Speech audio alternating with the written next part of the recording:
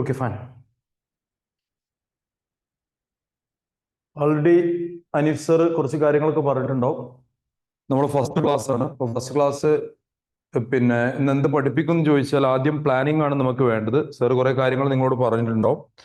അതേപോലെ എൻ്റെ ഭാഗത്തു നിന്ന് ഇനീഷ്യലി കുറച്ച് കാര്യങ്ങൾ നിങ്ങളെ മുന്നിലേക്ക് ക്ലാസ് എടുക്കുന്നതിന് മുമ്പ് you should know how to proceed. Planning is very important. Planning is very important. How we are executing, that is also very important. What I mean by planning? Planning means ഈ class തുടങ്ങുന്നതിന് മുമ്പ് പേടിപ്പിക്കല്ല, mentally you have to be prepare for your board exam. കാരണം board exam 80% competency based questions ആയിട്ട് മാറിയിട്ടുണ്ട്. നിങ്ങളുടെ teachers നിങ്ങളോട് പറഞ്ഞിട്ടുണ്ടാവും 80% കോമ്പിറ്റൻസി ബേസ്ഡ് ആണ്. Even what you have to expect, surely you can see new questions. Even നിങ്ങൾ കഴിഞ്ഞ വർഷത്തെ ക്വസ്റ്റ്യൻ പേപ്പർ എടുത്ത് നോക്കുകയാണെങ്കിൽ CBSEക്ക് അറിയാലോ 5 റീജിയൻസ് ഉണ്ട്. 5 regions are the for CBSE. അപ്പൊ ഈ 5 റീജിയനിലും 3 വീതം പേപ്പേഴ്സ് ആണ് വരിക. ഓരോന്നും ആദ്യം ബേസിക് കാര്യങ്ങൾ മനസ്സിലാക്കിക്കോ, എന്നിട്ട് മാത്രം എക്സാം എഴുതാൻ വേണ്ടി മെന്റലി പ്രിപ്പയർ ആവുക. അങ്ങനെ ആവുമ്പോൾ നല്ല മാർക്ക് കിട്ടും. അല്ലാതെ നിങ്ങൾ വെറുതെ ആരെങ്കിലും പറയുന്ന രീതിയിൽ വെറുതെ പഠിച്ചു പോവല്ല. വെൽ പ്ലാൻഡ് പ്രിപ്പറേഷൻ വേണം. വെൽ പ്ലാൻ ആയിട്ടുള്ള പ്രിപ്പറേഷൻ വേണം. ആ പ്രിപ്പറേഷൻ ഉണ്ടെങ്കിൽ മാത്രമാണ് നിങ്ങൾക്ക് നിങ്ങളെ ബോർഡ് സ്പ്ലിറ്റ് ചെയ്യാൻ കഴിയും. ഒന്ന് വീഡിയോ ആയിട്ടും. ബോർഡുമേൽ എഴുതരുത് കേട്ടോ. ബോർഡുമേൽ എഴുതുകയാണെങ്കിൽ ആരും ബോർഡുമേൽ എഴുതരുത്. ഡിലീറ്റ് ചെയ്തോ. ബോർഡുമേൽ കളിക്കരുത്. ബോർഡുമേൽ കളിക്കുകയാണെങ്കിൽ റിമൂവ് ചെയ്യും.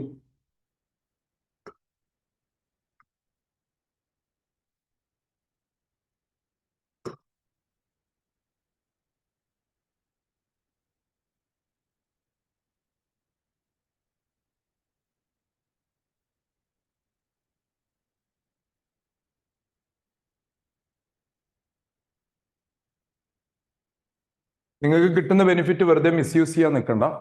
കാരണം പിന്നെ റിമൂവ് ചെയ്ത് കഴിഞ്ഞാൽ പിന്നെ നിങ്ങൾക്ക് അഡ്മിറ്റ് ചെയ്യാൻ പറ്റില്ല. ബോർഡിൽ കളിക്കരുത്. ബോർഡിൽ നിങ്ങൾക്ക് പലതും തോന്നും. ബോർഡ് കളിക്കണം എന്നുണ്ടെങ്കിൽ അവസാനം അവസരം തരുന്നുണ്ട്. കാണുമ്പോൾ പലതും തോന്നും. അതിന്മേൽ വരച്ചു നോക്കിയാൽ അതൊക്കെ ഞാൻ ഡിസേബിൾ ചെയ്യാൻ പോവാണ്. ഓക്കെ, ആദ്യം വെൽ പ്ലാൻഡ് ആയിരിക്കണം. Planning is very important. What I mean by planning? Board നിങ്ങൾക്ക് 2 സ്പ്ലിറ്റ് ആക്കി ഉപയോഗിക്കാം. അറിയുന്നവർ ഉപയോഗിച്ചോളൂ. ഒരു ഭാഗം ബോർഡായിട്ടും ഒരു ഭാഗം വീഡിയോ ആയിട്ടും 2 ഭാഗമാക്കി കമ്പ്യൂട്ടറൊക്കെ ഉപയോഗിക്കുന്നവർക്ക് പറ്റും. നിങ്ങൾക്ക് വ്യക്തമായ ധാരണ വേണം എങ്ങനെയായിരിക്കും ബോർഡ് എക്സാം എന്നുള്ളത്. ബോർഡ് എക്സാം ഔട്ട് ഓഫ് 80 മാർക്കിലാണ് ബോർഡ് എക്സാം വരിക. മാത്സ് ഇതിൽ നിങ്ങൾ സ്കോർ ചെയ്യേണ്ട മാർക്ക്, ഇപ്പൊ സ്കൂളിൽ നടക്കുന്ന എക്സാമിനൊക്കെ നിങ്ങൾ സ്കോർ ചെയ്യേണ്ട 26.5 ആണ്. പാസ് മാർക്ക് അതാണ് 33%. ബോർഡ് എക്സാമിന് ഈവൻ ഇഫ് യു ഒരു 14 മാർക്ക് ഉണ്ടായാൽ പോലും ബോർഡ് എക്സാം പാസ് ആവും. കാരണം most of the school will give internal mark out of 2019 or 18 what ever. മൊത്തം 33 മാർക്കാണ്. 80ൽ 14 മാർക്ക് ഉണ്ടായാലും നിങ്ങൾ പാസ്സാവും. പക്ഷെ ഇതിനോട് കാര്യമില്ല. പിന്നെ CBSE പറയുന്ന ഒരു കാര്യം, your exam will be 80% competency based. What you mean by competency based? Competency based എന്ന് പറഞ്ഞാൽ കഴിഞ്ഞ വർഷത്തെ ക്വസ്റ്റ്യൻ പേപ്പർ നിങ്ങൾ നോക്കുകയാണെങ്കിൽ ഒരുപാട് ക്വസ്റ്റ്യൻ നിങ്ങൾ കാണാത്ത ടൈപ്പ് ഒരുപാട് ക്വസ്റ്റ്യൻസ് നിങ്ങൾക്ക് കാണാൻ പറ്റും. നിങ്ങൾ ഇതുവരെ കാണാത്ത ടൈപ്പ് ഒരുപാട് ക്വസ്റ്റ്യൻസ്. അതിൻ്റെ ഒരു സിമ്പിൾ എക്സാമ്പിൾ നിങ്ങൾ ബോർഡിലേക്ക് നോക്കിയാൽ കാണാം. ഞാൻ കാണിച്ചു തരാം. ഒരുപാട് ക്വസ്റ്റ്യൻസ് നിങ്ങൾ കാണാത്ത ടൈപ്പ് ഒരുപാട് ക്വസ്റ്റ്യൻസ് ഇതിൽ വന്നിട്ടുണ്ട്. ഇതിപ്പോ ഒരു ക്വസ്റ്റ്യൻ ആണ്. പിന്നെ നോക്കിക്കഴിഞ്ഞാൽ ഇത് കമ്പാർട്ട്മെന്റ് എക്സാമിന് ചോദിച്ചതാണ്. ആ രണ്ടാമത്തെ ക്വസ്റ്റ്യൻ ഒക്കെ നോക്കൂ. 7FE = 10 MN. അങ്ങനെ ഒരുപാട് ക്വസ്റ്റ്യൻ കഴിഞ്ഞ വർഷം ചോദിച്ച ക്വസ്റ്റ്യൻ. ഇതൊക്കെ ഞാൻ കളക്ട് ചെയ്തപ്പം ഞാൻ കണ്ടൊരു കാര്യം, ഒരുപാട് പുതിയ ക്വസ്റ്റ്യൻസ് വരുന്നുണ്ട്. എപ്പോഴും ഫോർ എക്സാമ്പിൾ ട്രയാങ്കിൾസ് ആണ്. എപ്പോഴും ട്രയാങ്കിൾസിന് തിയറം ചോദിച്ചോളണമെന്നില്ല. തിയറം തന്നെ കോൺവേഴ്സ് തിയറം ആക്ച്വലി ഡിലീറ്റഡ് ആണ്. അതും ഒരു റീജിയനിൽ ചോദിച്ചിട്ടുണ്ട്. അപ്പൊ ശരിക്കും മനസ്സിലാക്കി വെക്കുക, CBSEക്ക് മൊത്തം 5 റീജിയൻ ഉണ്ട്. ഈ 5 റീജിയനിൽ വരുന്ന ക്വസ്റ്റ്യൻ പേപ്പർ ഡിഫറെന്റ് ആ വരിക. ഒരേ ക്വസ്റ്റ്യൻ പേപ്പർ അല്ല വരിക. അപ്പൊ അവർക്ക് ഈസി, ഇവർക്ക് ഡിഫിക്കൽട്ട്, അങ്ങനെയുള്ള കമന്റ്സ് ഒന്നുമില്ല. പിന്നെ ആരെങ്കിലും നിങ്ങളോട് പർട്ടിക്കുലർ ചാപ്റ്റർ എന്നാണ് കേസ് സ്റ്റഡി വരിക എന്ന് പറഞ്ഞാൽ അതും കേസ് സ്റ്റഡി ഏത് ചാപ്റ്ററിൽ നിന്നും വരാം. കഴിഞ്ഞ വർഷം റിയൽ നമ്പറിന് കേസ് സ്റ്റഡി വന്ന റീജിയൻ ഉണ്ട്, അരിത്മെറ്റിക് പ്രോഗ്രഷൻ എന്ന് വന്നിട്ടുണ്ട്, കോർഡിനേറ്റ് ജോമെട്രി എന്ന് വന്നിട്ടുണ്ട്, ട്രയാങ്കിൾസ് എന്ന് കേസ് സ്റ്റഡി വന്നിട്ടുണ്ട്, സ്റ്റാറ്റിസ്റ്റിക്സ് എന്ന് വന്നിട്ട്, പ്രോബബിലിറ്റി എന്ന് വന്നിട്ടുണ്ട്. ഈവൻ കേരള റീജിയൻ 2 വർഷം മുമ്പ് വന്നൊരു പിന്നെ കേസ് സ്റ്റഡി ക്വസ്റ്റ്യൻ ആണ്. പിന്നെ നിങ്ങൾക്കറിയാം primary colour red blue green എന്തോ പറഞ്ഞിട്ട് അങ്ങനെ ഒരു ക്വസ്റ്റ്യൻ ഉണ്ട്. അതൊരു കേസ് സ്റ്റഡി ക്വസ്റ്റ്യൻ കേരള റീജിയനിൽ വന്നതായിരുന്നു. അപ്പം കേസ് സ്റ്റഡി ഒക്കെ എവിടുന്നും വരാം. അപ്പൊ അതുകൊണ്ട് ഇന്നത് എന്നില്ല. പക്ഷേ your planning is very important. How we are approach, that is very important. എങ്ങനെ നിങ്ങൾ സിലബസിനെ അപ്രോച്ച് ചെയ്യണം എന്നുള്ളതാണ്. പിന്നെ എപ്പോഴും മനസ്സിലാക്കേണ്ട ഒരു കാര്യം, എക്സാം ഈസി ആവില്ല എന്ന് തന്നെ മനസ്സിലാക്കി വെക്കുക. കാരണം CBSE ഓരോ ദിവസം കൂടുമ്പോൾ ലെവൽ കൂട്ടി വരികയാണ്. അതുകൊണ്ട് what you have to do, ഞാൻ ചില ആൾക്കാർ പറയും സർ ഭയങ്കര അതല്ല, you have to be mentally prepare for that. ഒരു എക്സാം ആദ്യത്തെ പേപ്പർ കുഴപ്പമില്ല അങ്ങനെ എന്നുള്ള രീതിയിൽ നിങ്ങൾ പോവുകയാണെങ്കിൽ എന്ത് സംഭവിക്കും, പേപ്പർ കാണുമ്പോൾ നിങ്ങൾ പാനിക്കും. അപ്പൊ നിങ്ങൾ മെന്റലി പ്രിപ്പയർ ആവണം. ഒരു എക്സാം എഴുതുകയാണെങ്കിൽ അതിന് വേണ്ടി ഈ കയറുന്നവര് മ്യൂട്ട് ചെയ്യണേ. ബെഞ്ച് മാർക്ക് ഹോസ്റ്റ് നിങ്ങളത് പിന്നെ അഡ്മിറ്റ് ചെയ്യുമ്പോൾ തന്നെ ഒരു വെയിറ്റിംഗ് ലിസ്റ്റ് ഇട്ടാളി, എന്നിട്ട് അഡ്മിറ്റ് ചെയ്യുമ്പോൾ മ്യൂട്ട് ചെയ്താൽ മതി. ഓക്കെ, അപ്പം പിന്നെ ശ്രദ്ധിക്കേണ്ട കാര്യം 50% അല്ല 80% മാറിയിട്ടുണ്ട് CBSE ട്ടോ. 50% അല്ല 100% ആണ് കൂട്ടിയത്, 80% ആണ് പറയുന്നത്. പക്ഷെ നിങ്ങൾ അത്ര വലിയ പേടിയൊന്നും പേടിക്കേണ്ട, എന്നാലും കുറച്ച് കോമ്പിറ്റൻസി ബേസ്ഡ് ഉണ്ടാവും. 80% മാറ്റിയിട്ടുണ്ട് CBSE according to the new circle. ഇനി ഇതിലേക്ക് വരുമ്പോൾ നിങ്ങൾക്ക് എത്ര ചാപ്റ്റേഴ്സ് ഉണ്ട്, ആ ചാപ്റ്റർ നിങ്ങൾ 3 ഭാഗമായിട്ട് ഭാഗിക്കണം. 3 ഭാഗം: easy, difficult and medium, average. അത് നിങ്ങളാണ് തീരുമാനിക്കേണ്ടത്. ഏതാണ് നിങ്ങൾക്ക് ഈസി എന്നുള്ളതും ഏതാണ് നിങ്ങൾക്ക് ഡിഫിക്കൽട്ട് എന്നുള്ളതും ഏതാണ് നിങ്ങൾക്ക് മീഡിയം എന്നുള്ളത് നിങ്ങൾ തീരുമാനിക്കേണ്ട കാര്യമാണ്. അപ്പൊ മാത്സ് പഠിക്കുമ്പോൾ ശ്രദ്ധിച്ചോ. പിന്നെ ഞാൻ പറയുന്ന കാര്യം, എക്സാം കുറച്ച് ഡിഫിക്കൽട്ട് ആവും എന്ന് ഞാൻ പറയാൻ കാരണം, എക്സാം കുറച്ച് ഡിഫിക്കൽട്ട് ആവും എന്ന് ഞാൻ പറയാൻ കാരണം CBSEക്ക് ഒരു വിഷയമുണ്ട്. അതായത് അവര് പിന്നെ ഒരു എക്സാം കൂടി അനൗൺസ് ചെയ്തിട്ടുണ്ട് മെയില്. അപ്പൊ എനിക്ക് മെയിൽ എഴുതാം എന്നുള്ള പ്രതീക്ഷയിൽ ആരും നടക്കണ്ട. അത് ആദ്യം മനസ്സിലാക്കി വെച്ചോ. ഈ ഫസ്റ്റ് എക്സാം പോലെ എന്ത് ചെയ്യും, ഒന്ന് ഡിഫിക്കൽട്ട് ആക്കുക, എന്തിന് സെക്കൻഡ് എക്സാം പ്രൊമോട്ട് ചെയ്യാൻ വേണ്ടിയിട്ട്. പക്ഷേ സെക്കൻഡ് എക്സാം ഈസി ആവുമെന്നും ആരും പ്രതീക്ഷിക്കണ്ട. ഇനി ഒരു കാര്യം കൂടി പറഞ്ഞു തരാം. കഴിഞ്ഞ വർഷത്തെ കമ്പാർട്ട്മെന്റ് എക്സാമിലെ ക്വസ്റ്റ്യൻ പേപ്പർ ഞാൻ എടുത്തു നോക്കിയപ്പോൾ ഞാൻ കണ്ടൊരു കാര്യം പറയാം. ക്വസ്റ്റ്യൻ പേപ്പർ ഞാൻ ഷെയർ ചെയ്യാം. ഞാൻ കണ്ടൊരു കാര്യം പറഞ്ഞുതരാം. അതില് ഈ കമ്പാർട്ട്മെന്റ് എന്ന് പറഞ്ഞാൽ എന്താ അറിയോ, ഒരു സബ്ജക്റ്റിന് ഫെയിൽ ആയി കഴിഞ്ഞാൽ വിത്തിൻ 1 month or 2 months നിങ്ങൾക്ക് അത് വീണ്ടും എഴുതാം. ഒരു സബ്ജക്ട് മാത്രം, 2 പറ്റില്ല. അപ്പൊ ഈ സാധാരണ ഈ കമ്പാർട്ട്മെന്റ് എഴുതുക എന്ന് പറഞ്ഞാൽ ഫെയിലായ കുട്ടികളാണ് എഴുതുന്നത്. ഫെയിലായി എന്ന് പറയുന്നത് ഔട്ട് ഓഫ് 80 15 മാർക്ക് പോലും സ്കോർ ചെയ്യാത്ത കുട്ടികളാണ് കമ്പാർട്ട്മെന്റ് എക്സാം എഴുതുന്നത്. എന്നിട്ട് ഇവർ പോയിട്ട് എഴുതിയ കമ്പാർട്ട്മെന്റ് എക്സാമിന്റെ പേപ്പർ അത് പിന്നെ സാധാ എക്സാമിനേക്കാളും കുറച്ചും കൂടി ഡിഫിക്കൽട്ട് ആയിട്ടാണ് എനിക്ക് ഫീൽ ചെയ്തത്. ഞാൻ ഇപ്പൊ മിനിയാന്ന് എടുത്ത് ട്രയാങ്കിൾസിന്റെ ക്വസ്റ്റ്യൻ ഒക്കെ എടുത്ത് നോക്കിയപ്പോൾ എനിക്ക് മനസ്സിലായ ഒരു കാര്യം, that is difficult than the normal. അപ്പൊ അതിനൊന്നും വെയിറ്റ് ചെയ്യണ്ട. ബെറ്റർ മെയിൻ എക്സാമിൽ തന്നെ എങ്ങനെ പെർഫെക്റ്റ് ആയിട്ട് സ്കോർ ചെയ്യാം, അതിന് പ്രോപ്പർ പ്ലാനിങ് ആണ് വേണ്ടത്. പ്ലാനിങ് പിന്നെ നിങ്ങൾ എക്സിക്യൂട്ട് ചെയ്യണം. എനിക്ക് തോന്നുന്നത് പല സ്കൂളുകളും പ്രീ ബോർഡ് കഴിഞ്ഞിട്ടുണ്ടാവില്ല, ഫസ്റ്റ് പ്രീ ബോർഡ്.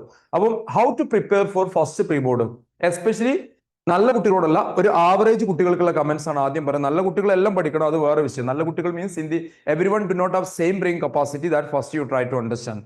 നിങ്ങൾക്കുള്ള ചാപ്റ്ററിന് നിങ്ങൾ ഡിവൈഡ് ചെയ്യണം. നിങ്ങൾക്കുള്ള ചാപ്റ്റേഴ്സ് ഒന്ന് റിയൽ നമ്പർ ആണ്, ഞാൻ ഷോർട്ട് ആയിട്ട് എഴുതുകയാണ്, റിയൽ നമ്പർ ആണ്. പിന്നെ നിങ്ങൾക്കുള്ളത് പോളിനോമിയൽ ആണ്. പിന്നെ ലീനിയർ ഇക്വേഷൻ ഇൻ 2 വേരിയബിൾ ആണ്. പിന്നെ ക്വാഡ്രാറ്റിക് ഇക്വേഷൻ ആണ്. AP, ഇതൊക്കെ ഓരോ യൂണിറ്റുകളാണ്. അത് കഴിഞ്ഞാൽ നിങ്ങൾക്കുള്ളത് ട്രയാങ്കിൾസ് ഉണ്ട്, സർക്കിൾസ് ഉണ്ട്. പിന്നെ നിങ്ങൾക്ക് വരുന്നത് കോർഡിനേറ്റ് ജോമെട്രി ഉണ്ട്, ട്രിഗ്നോമെട്രി ഉണ്ട്, പിന്നെ അപ്ലിക്കേഷൻ ഓഫ് ട്രിഗ്നോമെട്രി ഉണ്ട്. ഇപ്പൊ എത്രയോ 5 5 2 7 3 10 പിന്നെ നിങ്ങൾക്ക് വരുന്നത് 14 ചാപ്റ്റേഴ്സ് ആണ് മൊത്തം ഉള്ളത്. സർഫസ് ഏരിയ വോളിയം ഉണ്ട്, ഏരിയ ഓഫ് സർക്കിൾ ഉണ്ട്, പിന്നെ സ്റ്റാറ്റിസ്റ്റിക്സ് ആൻഡ് പ്രോബബിലിറ്റി ഉണ്ട്. ഇത്രയും 14 ചാപ്റ്റേഴ്സ് ആണ് നിങ്ങൾക്കുള്ളത്. ഈ 14 ചാപ്റ്റേഴ്സിന് ബോർഡിന് ചോദിക്കുന്ന മാർക്ക് എത്രയെന്നുള്ളത് ആദ്യം എല്ലാവരും അറിഞ്ഞിരിക്കണം. How to plan your studies. Mathematics ഈ ഫസ്റ്റ് ക്ലാസ്സിൽ അതൊക്കെ പറയാം, എങ്ങനെ പ്ലാൻ ചെയ്യാന്നുള്ളത്. Maths is the subject easily anyone can score full mark. അത് നിങ്ങൾ ആദ്യം മനസ്സിലാക്കി വെച്ചോണ്ട്, ഏതൊരാൾ ഫുൾ മാർക്ക് സ്കോർ ചെയ്യാൻ പറ്റുന്ന ഒരു സബ്ജക്റ്റ് ആയിരിക്കും maths, if you are properly planning it. ആ പ്ലാനിങ് പിന്നെ എങ്ങനെ എക്സിക്യൂട്ട് ചെയ്യാം, ഇത് 2 കാര്യങ്ങൾ ഇനീഷ്യലി ഞാൻ പറയാൻ പോകണം. നിങ്ങൾ ഇതിനെ ഡിവൈഡ് ചെയ്യേണ്ടത് എങ്ങനെയെന്ന് ഞാൻ പറയാം. ഇതാണ് നമ്മുടെ സബ്ജക്ട്സ്. ഈ ഓരോ സബ്ജക്ട്സിനും ഓരോ യൂണിറ്റ്സിനും മാർക്ക് ഉണ്ട്.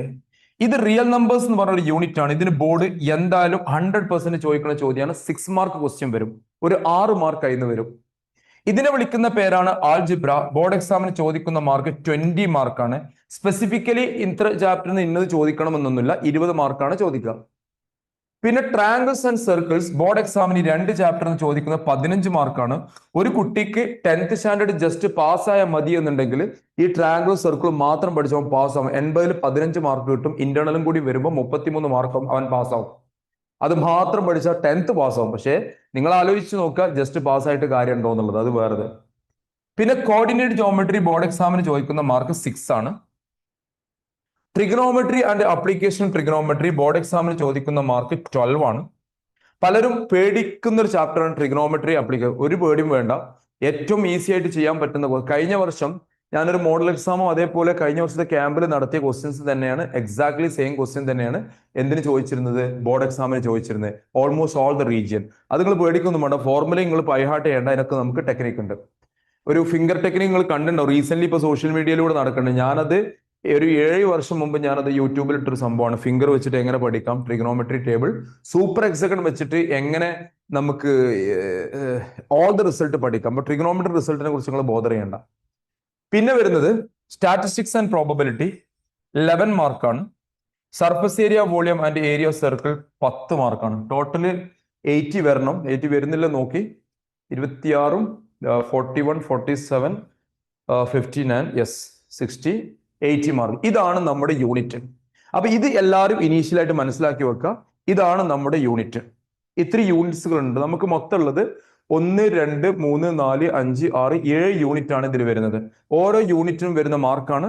അപ്പൊ ഓരോ യൂണിറ്റിന് എങ്ങനെ വരുന്നു നമുക്ക് പറയാൻ പറ്റില്ല. പല രീതിയിൽ അവർ ചോദിക്കാം. സ്കൂൾ നടത്തുന്ന പ്രീ ബോർഡിൽ തന്നെ വന്നോളണം എന്നില്ല. CBSE റിലീസ് ചെയ്തൊരു സാമ്പിൾ പേപ്പർ ഉണ്ട്, അതുപോലെ തന്നെ വന്നോളണം അതുമില്ല. അപ്പൊ ശ്രദ്ധിക്കാം. ഇതിൽ പിന്നെ നോൺ മലയാളീസ് എനിബഡി ഹയ്യോ, any non Malayalees are there, please let me no.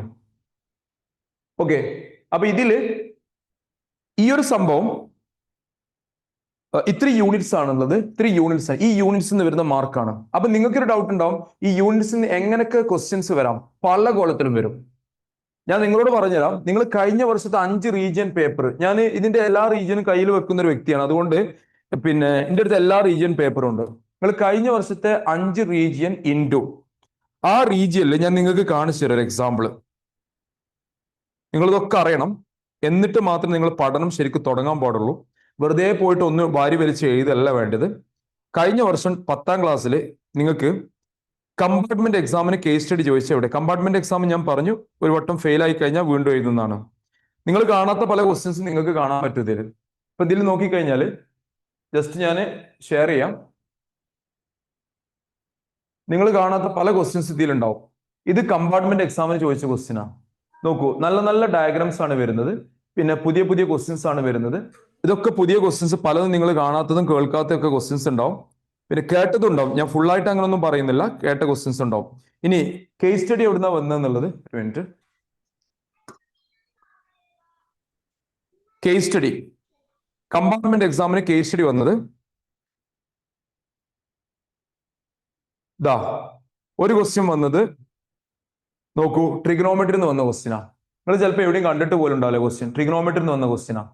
നോക്കൂ, പല രീതിയിലാണ് ഇവർ കൊടുത്തത്. ഇതിന്റെ ഡയഗ്രം കമ്പാർട്ട്മെന്റ് പറഞ്ഞാൽ നിങ്ങൾ ഫെയിൽ ആയി കഴിഞ്ഞാൽ എഴുതുന്നതാണ്. പിന്നെ അടുത്ത ക്വസ്റ്റ്യൻ വന്നത് AP എന്നാണ് ക്വസ്റ്റ്യൻ. Application trigonometry. പിന്നെ വന്നത് AP എന്നാണ്. പിന്നെ വന്ന കേസ് സ്റ്റഡി കോർഡിനേറ്റ് ജോമെട്രി ആണ്. കോർഡിനേറ്റ് ജോമെട്രി പുതിയ, ഇത് ഹിന്ദിയിലാണ്. വീഡിയോ ക്ലിയർ ഇല്ല എന്ന് പറയരുത്. നിങ്ങൾ സെറ്റിംഗ്സ് ഒന്ന് നോക്കുക, അത് ഒന്ന് സൂം ചെയ്യുമ്പോൾ കിട്ടും. ഒരു മിനിറ്റ്. ഇപ്പൊ കാണുന്നില്ലേ? കോർഡിനേറ്റ് ജോമെട്രി എന്നാണ് വന്നത്.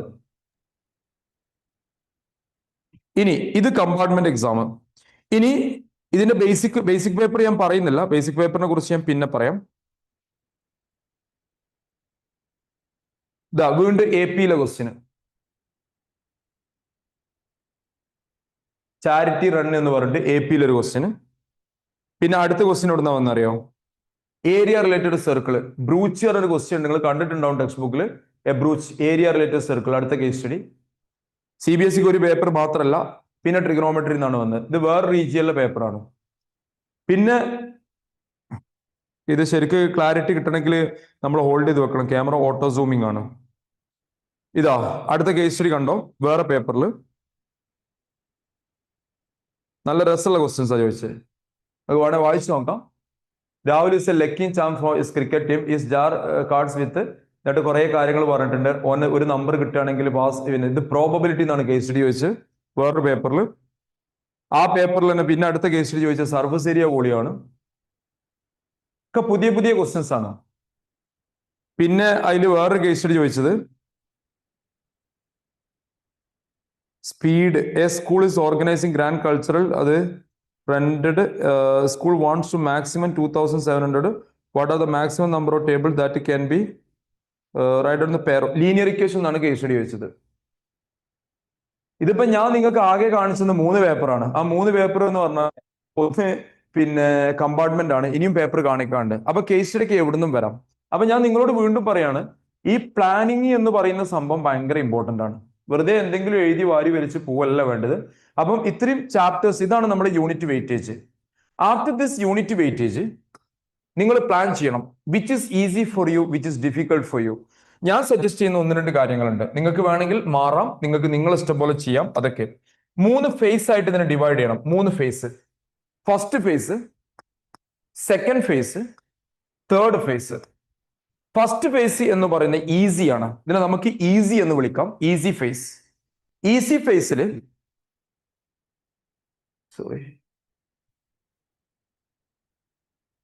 ഓക്കെ, ഈസി ഫേസ് നിങ്ങൾ കാണേണ്ട ചാപ്റ്റേഴ്സ്, ഇത് നിങ്ങൾ ഈസി അല്ല എന്ന് പറയരുത്, കാരണം ഇല്ലെങ്കിൽ പണി പോളും. റിയൽ നമ്പേഴ്സ് ഈസി ചാപ്റ്റർ ആണ്. റിയൽ നമ്പേഴ്സ് എന്തായാലും ചോദിക്കുന്ന ഒരു ക്വസ്റ്റ്യൻ ആണ്. Prove that irrational. Prove that irrational എന്ന് പറയുന്നത് ചോദിക്കുന്ന 3 മാർക്കിന് സാധാരണ രീതിയിൽ ചോദിക്കാറ് ഒരു 3 മാർക്ക്, ഒരു 2 മാർക്ക്, ഒരു MCQ, അതാണ് ചോദിക്കാറ്. പക്ഷേ കഴിഞ്ഞ വർഷം എന്റെ ഒബ്സർവേഷനിൽ ഞാൻ കണ്ടൊരു കാര്യം, ഒരു കേസ് സ്റ്റഡിയും ഒരു 2 മാർക്കും ചോദിച്ചിട്ടുണ്ട്. 4+2. ഒരു കേസ് സ്റ്റഡിയും ഒരു 2 MCQയും ചോദിച്ചിട്ടുണ്ട്. ഇതൊക്കെ പോസിബിലിറ്റീസ് ആണ്. അതുകൊണ്ട് എങ്ങനെയും വരാം. ഈ 6 മാർക്ക് നിങ്ങൾ ഒന്ന് ഇരുന്ന് നോക്കിക്കഴിഞ്ഞാൽ 100% you can score it. Next ഞാൻ സജസ്റ്റ് ചെയ്യുന്ന ചാപ്റ്റർ കോർഡിനേറ്റ് ജോമെട്രി ആണ്. മാനേജ് ചെയ്യാൻ പറ്റുന്ന ചാപ്റ്റർ ആണ്. അപ്പൊ ഇവിടെ ഒരു 6 മാർക്കും, ഇത് ഫസ്റ്റ് പ്രീ ബോർഡ് നിങ്ങൾ ചെയ്യേണ്ട കാര്യമാണ്. രണ്ടാമത്തെ 6 മാർക്ക്. ഇനി മൂന്നാമത്തെ മാർക്ക് നമ്മൾ പോകുന്നത് സ്റ്റാറ്റിസ്റ്റിക്സ് ആൻഡ് പ്രോബബിലിറ്റി ആണ്. സ്റ്റാറ്റിസ്റ്റിക്സ് പ്രോബബിലിറ്റി എന്നതിനെ കുറിച്ച് പറയുകയാണെങ്കിൽ നിങ്ങൾക്ക് അഡീഷനും സബ്ട്രാക്ഷനും മൾട്ടിപ്ലിക്കേഷനും ഡിവിഷനും അറിയുമെങ്കിൽ ഒരു വേർഡും പേടിക്കണ്ട, ആ മാർക്ക് നിങ്ങൾക്ക് കിട്ടും. പക്ഷെ അതറിയണം, അവിടെ നിങ്ങൾ മിസ്റ്റേക്ക് വരുത്തുകയാണെങ്കിൽ nothing can be done. Addition, multiplication, subtraction, division നിങ്ങൾ പെർഫെക്റ്റ് ആണോ, സ്റ്റാറ്റിസ്റ്റിക്സ് 100% മാർക്ക് കിട്ടും. ഒന്ന് വായിച്ചു നോക്കിയാൽ മതി. അതും ഒരു ഇതിൽ മിക്കവാറും പിന്നെ നിങ്ങൾക്ക് ഒരു കാര്യം അറിയോ, ഇതിൽ കെയർലെസ് മിസ്റ്റേക്ക്. കഴിഞ്ഞ വർഷം ഒരു കുട്ടിക്ക് 100ൽ 96 മാർക്ക് കിട്ടി. ആ കുട്ടി വരുത്തിയ മിസ്റ്റേക്ക് എന്താ വെച്ചാൽ കുട്ടിക്ക് എല്ലാം അറിയാം. കുട്ടിയുടെ പേരൊന്നും ഞാൻ പറയുന്നില്ല. ആ കുട്ടി സെറ്റ് 2 പേപ്പറിൽ ഇങ്ങനെ ഒരു സംഭവം ഉണ്ടായിരുന്നു. ഈ ക്ലാസ് ഇന്റർവെൽ, ഈ സ്റ്റാറ്റിസ്റ്റിക്സ് സ്കൂളിൽ കഴിഞ്ഞവർക്ക് അറിയാം, 118 into 126 ടു ക്ലാസ് ഇന്റർവെൽ ആണ്. പിന്നെ അടുത്തത് 127 to 8 135, അടുത്ത് 136 to whatever 8 144. ഇങ്ങനെയാണ് ക്ലാസ് ഇന്റർവെൽ വന്നത്. ഈ കുട്ടിക്ക് ഔട്ട് ഓഫ് 100ൽ 96 മാർക്ക് കിട്ടി. 5 മാർക്കിന്റെ ക്വസ്റ്റ്യൻ ഇതായിരുന്നു, മീഡിയൻ ആയിരുന്നു ക്വസ്റ്റ്യൻ ചോദിച്ചിരുന്നത്. കുട്ടി ഇതെല്ലാ കാര്യങ്ങളും ചെയ്ത് വളരെ പെർഫെക്റ്റ് ആയിട്ട് എക്സാം കഴിഞ്ഞ് പുറത്തേക്ക് ഇറങ്ങിയപ്പം അവൾക്ക് ഒരു കാര്യം മനസ്സിലായി, അവളൊരു മിസ്റ്റേക്ക് ചെയ്തു. ഇത് അവള് എന്താക്കിയില്ല, പ്രോപ്പർ ക്ലാസ് ആക്കിയിട്ടില്ല. അതായത് ഇവിടുത്തെ upper limit should be the lower limit of the. അത് എക്സാം കഴിഞ്ഞപ്പോഴാണ്, ഇറങ്ങിയപ്പോൾ കുട്ടി ആകെ പാനിക്കായി എന്നെ വിളിച്ചു, സർ ഇങ്ങനെ സംഭവിച്ചു, അങ്ങനെ ഇങ്ങനെ, അത് ഞാൻ ബാക്കിയെല്ലാം എൻ്റെത് പെർഫെക്റ്റ് ആയിരുന്നു. ഞാൻ പറഞ്ഞു, മോളെ കഴിഞ്ഞത് കഴിഞ്ഞു, അടുത്ത എക്സാമിന് ഫോക്കസ് ചെയ്യുക, 12th നന്നായിട്ട് പെർഫോം ചെയ്യുക, വേറെ ഒന്നും പറയല്ല. നമ്മൾ ഒന്ന് പ്രസന്റ് ചെയ്ത് കഴിഞ്ഞാൽ കെയർലെസ്. ആ കുട്ടിക്ക് 100ൽ 96 മാർക്ക് കിട്ടി. ആ കുട്ടിക്ക് 5 മാർക്കിൽ ഈ ക്വസ്റ്റ്യനിൽ CBSE കൊടുത്ത 1 മാർക്കാണ്. കാരണം ഈ ഒരു ക്ലാസ് ഇന്റർവെൽ ചെയ്യാത്ത ഒറ്റ കാരണം കൊണ്ട്. വേറൊരു കുട്ടി, നിങ്ങൾ വരുത്തുന്ന കെയർലെസ് മിസ്റ്റേക്കിനെ കുറിച്ചാണ് പറയുന്നത്. 2 വർഷം മുമ്പ് വേറൊരു പയ്യൻ എന്ത് ചെയ്തു വെച്ചാൽ, ഫുൾ മാർക്ക് ഉറപ്പിച്ചൊരു പയ്യന്, അവന് കിട്ടിയ മാർക്ക് 97 മാർക്കാണ് ഔട്ട് ഓഫ് 100ൽ. എന്താ മിസ്റ്റേക്ക് വരുത്തിയറിയോ? നിങ്ങളൊക്കെ വരുത്തുന്ന മിസ്റ്റേക്ക് ആണ്. റിയൽ നമ്പേഴ്സ് എന്ന് പറയുന്ന ചാപ്റ്റർ, ഒരു എക്സാമ്പിൾ ഉണ്ടോ, question exactly I don't remember. 2 + √3/5 prove that irrational എന്ന് പറയുമ്പോൾ നിങ്ങൾ എന്ത് ചെയ്യും, P/Q എന്ന് എഴുതിയിട്ടുണ്ടാവും. ബൈ മിസ്റ്റേക്കിലി നിങ്ങൾ വരുത്തുന്ന ഓരോ മിസ്റ്റേക്കുകൾ, ഒരു മിസ്റ്റേക്ക് എന്തായിരിക്കും, ഈ 2 അറിയാതെ അങ്ങോട്ട് ട്രാൻസ്പോസ് ചെയ്തിട്ടുണ്ടാവും. അല്ലെങ്കിൽ ശരിക്കും 5 ആണ് ഫസ്റ്റ് ട്രാൻസ്പോസ് ചെയ്യേണ്ടത്. ഇൻസ്റ്റെഡ് ഓഫ് ദാറ്റ് 1 നിങ്ങൾ ഈ 2 ട്രാൻസ്പോസ് ചെയ്തിട്ടുണ്ടാവും. ആ പയ്യനെ മാർക്ക് 3 മാർക്കിന്റെ ക്വസ്റ്റ്യൻ കംപ്ലീറ്റ് 3 മാർക്ക് അവർ കട്ട് ചെയ്തു, 97 മാർക്ക്. അപ്പൊ ഞാൻ പറഞ്ഞു, അവനറിയില്ല എവിടെ പോയെന്നുള്ളത്. അങ്ങനെ CBSE പേപ്പർ കളക്ട് ചെയ്തപ്പം ഈ കാൽക്കുലേഷൻ മിസ്റ്റേക്ക് ആണ് അവൻ വരുത്തിയത്. ആ വരുത്തിയ മിസ്റ്റേക്ക് ഞാൻ ക്രോസ് ചെക്ക് ചെയ്തു. ഞാൻ പറഞ്ഞു അവനോട്, നീ CBSE ഒന്ന് റിക്വസ്റ്റ് ചെയ്യ്, ഞാൻ ഇങ്ങനെയൊക്കെ ഒരു കെയർലെസ് മിസ്റ്റേക്ക് വന്നു പോയി. നമുക്ക് പറയാം ഓരോ ക്വസ്റ്റ്യനും CBSE വാല്യുവേഷൻ കഴിഞ്ഞതിന് ശേഷം നമുക്ക് പറയാം, നമുക്ക് ഒബ്ജക്ട് ചെയ്യാം. അതായത് ഇതിന്റെ ആൻസർ കറക്റ്റ് ആണ്, ഞാൻ ഈ സ്റ്റെപ്പാണ് യൂസ് ചെയ്ത് ഒന്ന് പറഞ്ഞു നോക്കാം. ഓരോ ക്വസ്റ്റ്യൻ അതും കൂടി പറയാം. CBSE റീവാലുവേഷന് കൊടുക്കാൻ 500 രൂപ കൊടുക്കണം.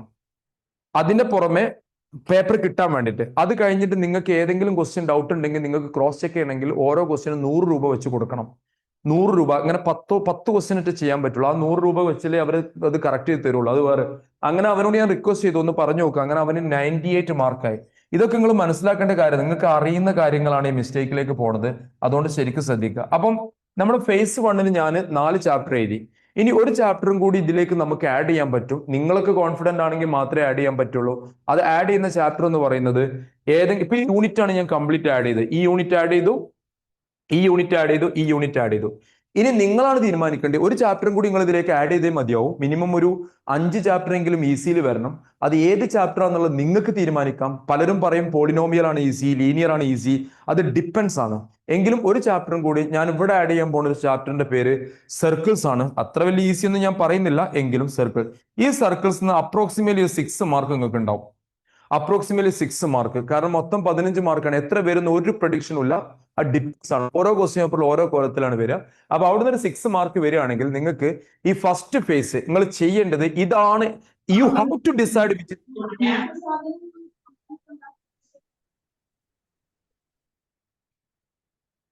U have to decide which is easy for you. നിങ്ങളാണ് തീരുമാനിക്കേണ്ടത് ഏതാണ് നിങ്ങൾക്ക് ഈസി. ചിലർക്ക് സർക്കിൾ ആയിരിക്കില്ല, ട്രിഗണോമെട്രി ആയിരിക്കും ഈസി.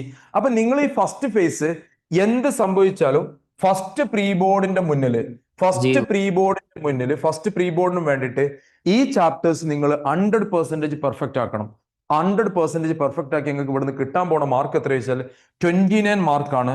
ഇവിടുന്ന് ഈ 29 മാർക്ക് എന്ത് സംഭവിച്ചാലും ഞാൻ മിസ് ചെയ്യില്ല എന്നുള്ളത് നിങ്ങൾ ആദ്യം തീരുമാനിക്കണം. ഈ 29 മാർക്ക് അത് മറക്കരുത്. അതാണ് ഫസ്റ്റ് ഫേസ്. ഈ 29 mark how we can score. ഇനി സെക്കൻഡ് ഫേസിലേക്ക് വരാം. സെക്കൻഡ് ഫേസിലേക്ക് നിങ്ങൾക്ക് ഏതൊക്കെ ചാപ്റ്റർ ഈസി എന്നുള്ളത് നിങ്ങളാണ് തീരുമാനിക്കേണ്ടത്. വീണ്ടും പറയാണ്, നിങ്ങളാണ്. ഞാൻ പറയുന്നത് ഇവിടെ പറയുന്ന ഒരു chapter surface area volume area of circle. ഇത് ഒരു ആവറേജ് ചാപ്റ്റർ ആണ്. ഈ സർഫസ് ഏരിയ വോളിയം ഈസി അല്ല എന്ന് നിങ്ങൾ പറയുകയാണെങ്കിൽ നിങ്ങളെ തെറ്റാണ്. കാരണം അതിൽ 9ാം ക്ലാസ്സിലെ റിസൾട്ട് അല്ലാത്ത ഒരു റിസൾട്ട് അതിൽ യൂസ് ചെയ്യുന്നില്ല. പുതിയ റിസൾട്ട് ഒന്നും വരുന്നില്ല. 9ാം ക്ലാസ് നിങ്ങൾ പെർഫെക്റ്റ് ആണെങ്കിൽ സർഫസ് ഏരിയ വോളിയം ഈസിയാണ്. അവിടുത്തെ അതേ സംഭവം, ഒരു പുതിയ റിസൾട്ടോ ഒരു പുതിയ ടോപ്പിക്കോ അതിലില്ല. ഇത് നിങ്ങൾ സെക്കൻഡ് ഫേസിൽ, ഈ സെക്കൻഡ് ഫേസിലേക്ക് നിങ്ങൾ വരുന്നതിന് മുമ്പ് ഈ ഫസ്റ്റ് ഫേസ് നിങ്ങൾ പെർഫെക്റ്റ് ആയിരിക്കണം 100%. ഈ ചില ആൾക്കാരുണ്ട്, അയ്യോ ഇത് പഠിച്ചു, അല്ലോ ഞാൻ അത് പഠിച്ചിട്ടില്ലല്ലോ, ഇത് പഠിച്ചു, എന്നിട്ട് വേഗം അങ്ങോട്ട് പോകും. അത് പോകരുത്. ഫസ്റ്റ് പ്രീ ബോർഡിന്റെ കാര്യം അതൊക്കെ ഞാൻ പറയുന്നത്. ഇത് 100% പെർഫെക്റ്റ് ആക്കിയതിന് ശേഷം സെക്കൻഡ് ഫേസിലേക്ക് പോവാം. സെക്കൻഡ് ഫേസിലേക്ക് ഞാൻ കുറച്ച് ചാപ്റ്ററും കൂടി ആഡ് ചെയ്യാൻ പോവാണ്. അല്ലെങ്കിൽ ഇത് തീരൂല. അതുകൊണ്ടാണ് ഞാൻ പറയാൻ പോകുന്നത്. ഒന്ന് ഞാൻ ആഡ് ചെയ്യുന്നത് application of trigonometry. Application trigonometry എന്ന ചാപ്റ്ററിൽ ആകെ നിങ്ങൾ പഠിക്കേണ്ട ടേബിൾ വൃത്തിയായിട്ട് പഠിക്കുക, ഫിഗർ ഐഡന്റിഫൈ ചെയ്യാം. ഏകദേശം ഒരു 4 മാർക്ക് ഇതിൽ നിന്ന് വരും. അപ്ലിക്കേഷൻ ഓഫ് ട്രിഗണോമെട്രി 4 മിനിമം കേട്ടോ. 2 വേർഡ് പ്രോബ്ലം വരെ ചോദിച്ചിട്ടുണ്ട് ട്രിഗണോമെട്രി. 4 മാർക്ക് അതിൽ നിന്ന് വരും. പിന്നെ എനിക്ക് തോന്നുന്നു ചിലർക്കൊക്കെ പോളിനോമിയൽ ഈസി ആയിരിക്കും. ഒരു ഇതാണ് പോളിനോമിയൽ. 3 മാർക്കൊക്കെ ചിലപ്പോൾ കേസ് സ്റ്റഡിയും വരാറുണ്ട്. പോളിനോമിയൽ 3 മാർക്കൊക്കെയാണ് ചോദിക്കാറ് സാധാരണ. പിന്നെ ലീനിയർ ഇക്വേഷൻ ഒരു 5 മാർക്ക് കണ്ടോളൂ. ഇത് ഞാൻ സെക്കൻഡ് ഫേസിലേക്ക് മാറ്റി. അപ്പൊ സെക്കൻഡ് ഫേസിൽ ഇത്രയും ചാപ്റ്റേഴ്സ് ഉണ്ട്. പിന്നെ ഇത് നിങ്ങൾ പെർഫെക്റ്റ് ആക്കണം. ഇത് പെർഫെക്റ്റ് ആകുമ്പോൾ ഇവിടെ എത്ര മാർക്ക് ഉണ്ട്? 14 3 17 22 മാർക്ക് ഉണ്ട്. 8 4 12 22 22 മാർക്ക്. അപ്പൊ നിങ്ങൾ ഫസ്റ്റ് ഫേസ് കഴിഞ്ഞാൽ നിങ്ങൾ അടുത്ത് വരുന്ന സെക്കൻഡ് ഫേസ് ആണ് application trigonometry, polynomial, linear equation, area of circle, surface area volume, 22 mark. അപ്പം 29 22 മൊത്തം നിങ്ങൾ വരികയാണെങ്കിൽ 51 മാർക്കാണ് ഔട്ട് ഓഫ് 80 വരിക. ഇത്രയും ചാപ്റ്റർ എന്ത് സംഭവിച്ചാലും നിങ്ങൾ ഫസ്റ്റ് പ്രീ ബോർഡിന് പഠിക്കുക. എങ്ങനെയെങ്കിലും നിങ്ങൾ പഠിക്കുക. അതിൽ വീണ്ടും പറയാണ്, ഈ എസ്പെഷ്യലി ദോസ് ഓഫ് വീക്ക് നിങ്ങൾ പഠിക്കേണ്ട ആദ്യം ഏതാണ്? ഈ ഫസ്റ്റ് ചാപ്റ്റർ നിങ്ങൾ പഠിക്കേണ്ടത് ആ ഫസ്റ്റ് ചാപ്റ്ററിലെ സംഭവമാണ്. ആ ഫസ്റ്റ് ചാപ്റ്റർ പഠിച്ചു കഴിഞ്ഞതിന് ശേഷം മാത്രമേ നിങ്ങൾ എങ്ങോട്ട് പോകാൻ പറ്റുള്ളൂ. ഫസ്റ്റ് ഫേസിലെ അത് കഴിഞ്ഞിട്ട് സെക്കൻഡ് ഫേസിലേക്ക് വരാം. പിന്നെ തേർഡ് ഫേസ്. ഈ തേർഡ് ഫേസ് ഇതൊക്കെ അപ്ലിക്കബിൾ നന്നായിട്ട്. പിന്നെ എല്ലാവർക്കും ഒരേ ബ്രെയിൻ കപ്പാസിറ്റി അല്ല എന്ന് ഞാൻ പറഞ്ഞു. ക്യാമറ ഒന്ന് കൺട്രോൾ ചെയ്താട്ടെ, 8 മിനിറ്റ്.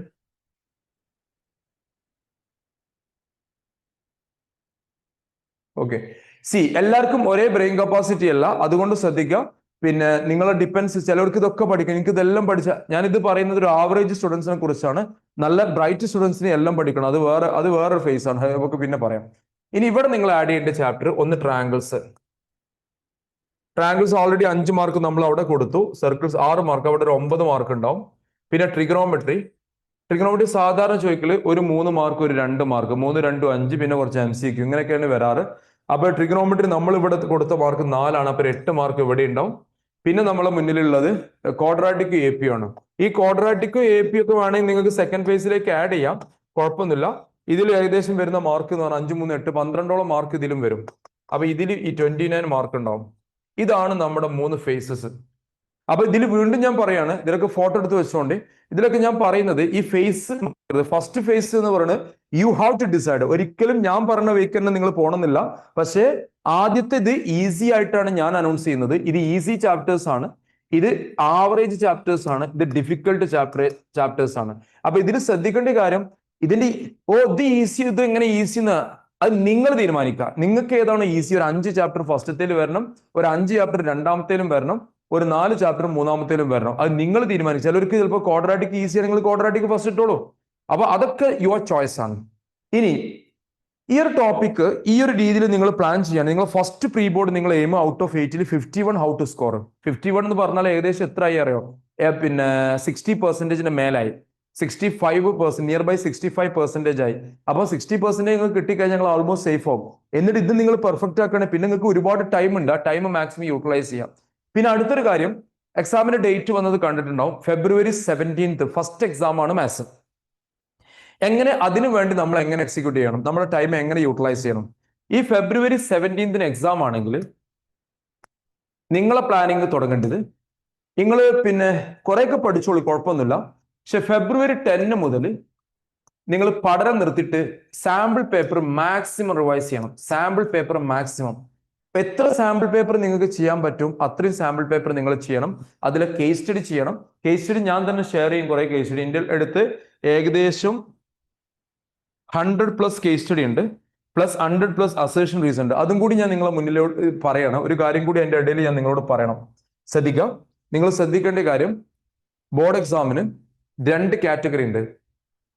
ഒന്ന് ഡിസ്ക്രിപ്റ്റീവ് കാറ്റഗറിയാണ്, പിന്നെ MCQ കാറ്റഗറി, പിന്നെ കേസ് സ്റ്റഡി ആണ്. ഈ MCQ എന്ന് പറഞ്ഞാൽ 20 മാർക്കിന്റെ ക്വസ്റ്റ്യനാ വരിക. കേസ് സ്റ്റഡി വരിക 12 മാർക്കിനാണ്. ഡിസ്ക്രിപ്റ്റീവ് 48 മാർക്കിനാണ്. MCQ എങ്ങനെ പ്രാക്ടീസ് ചെയ്യണം എന്നുള്ളത് വലിയൊരു ചോദ്യമായിട്ട് കിടക്കുകയാണ്. ഇത് പലരും ചെയ്യുന്ന ഒരു മിസ്റ്റേക്ക് ആണ്. MCQ എന്ന് പറയുന്ന സാധനം നിങ്ങൾ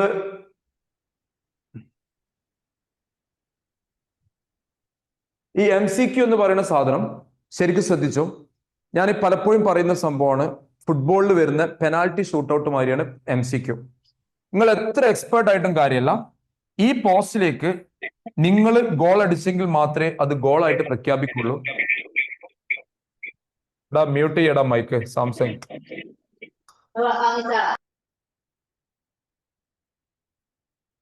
അഡ്മിനും ശ്രദ്ധിക്കട്ടോ. സി, ഈ ഒരു പോസ്റ്റ് ഇതിലേക്ക് നിങ്ങൾ ബോൾ അടിച്ച് കയറ്റിയെങ്കിൽ മാത്രമേ എന്താവുള്ളൂ ഗോൾ എന്ന് പറയാൻ പറ്റുള്ളൂ. നിങ്ങൾക്ക് ഒരു ഗോൾ കിട്ടുള്ളൂ.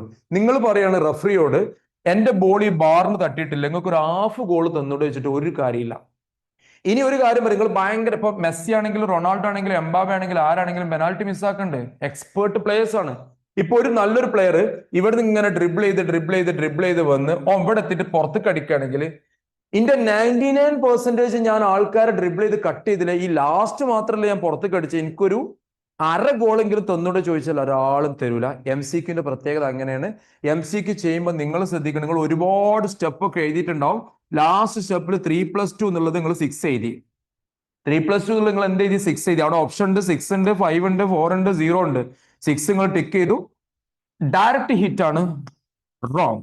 അപ്പൊ നിങ്ങൾക്ക് പറയാൻ പറ്റൂല ഞാൻ ഇത്രയും സ്റ്റെപ്പ് എഴുതിയില്ലേ, half of the step correct അല്ലേ, അല്ലെങ്കിൽ 99% കറക്റ്റ് അല്ലേ, അതുകൊണ്ട് ആ ഒരാളും തരൂല. MCQനെ ഞാൻ വേറൊരു കാര്യം കൂടി പറയാം. MCQന്റെ പ്രത്യേകത, MCQ ചൈനീസ് കിഡ്സിന്റെ മാതിരിയാണ്. ചൈനീസ് കിഡ്സ് പറഞ്ഞാല് 4 ആൾ MCQന്റെ ഓപ്ഷൻ ഒക്കെ ഒരേ മാതിരി ഉണ്ടാവും. എല്ലാ ഓപ്ഷനും എന്തുണ്ടാവും? ഒരേ മാതിരി ഉണ്ടാവും. ലുക്ക് ലൈക്ക് സെയിം ആയിരിക്കും. അതിൽ കണ്ടെത്തുക എന്നുള്ളത് വളരെ ഷാർപ്പ് മൈൻഡ് ആയിരിക്കണം. പിന്നെ പറയേണ്ടത് MCQ നിങ്ങൾ ചെയ്യുമ്പോൾ തുടക്കത്തിൽ തന്നെ പോയിട്ട് MCQ ചെയ്യാന്ന്. ചില ആൾക്കാർക്ക് ഒരു പ്രശ്നമുണ്ട്, ഞാൻ തുടക്കം തന്നെ MCQ എഴുതിയില്ലെങ്കിൽ എന്താ ഇപ്പൊ പേപ്പർ ഇവാലുവേറ്റർ ചെയ്ത് ഒരു കുന്തും വിചാരിക്കാൻ പോകില്ല. കാരണം നിങ്ങളെ പേപ്പറിന്റെ ഫ്രണ്ടിൽ ഒരു ഷീറ്റ് ഉണ്ട്, സ്കോർ ഷീറ്റ് ഉണ്ട്.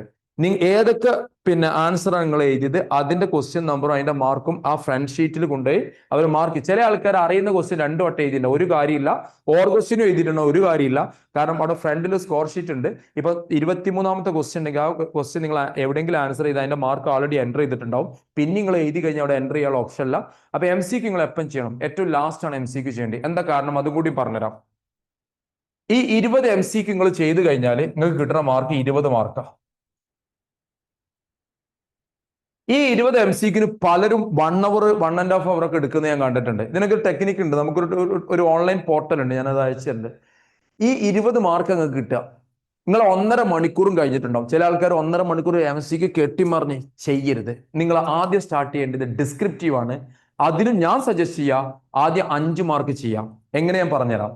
5 മാർക്കിന്റെ 4 ക്വസ്റ്റ്യൻ ചെയ്യുന്നു, നിങ്ങളൊരു അരമണിക്കൂർ സ്പെൻഡ് ചെയ്യുന്നു. ആ അരമണിക്കൂർ നിങ്ങൾക്ക് 20 മാർക്ക് കിട്ടി.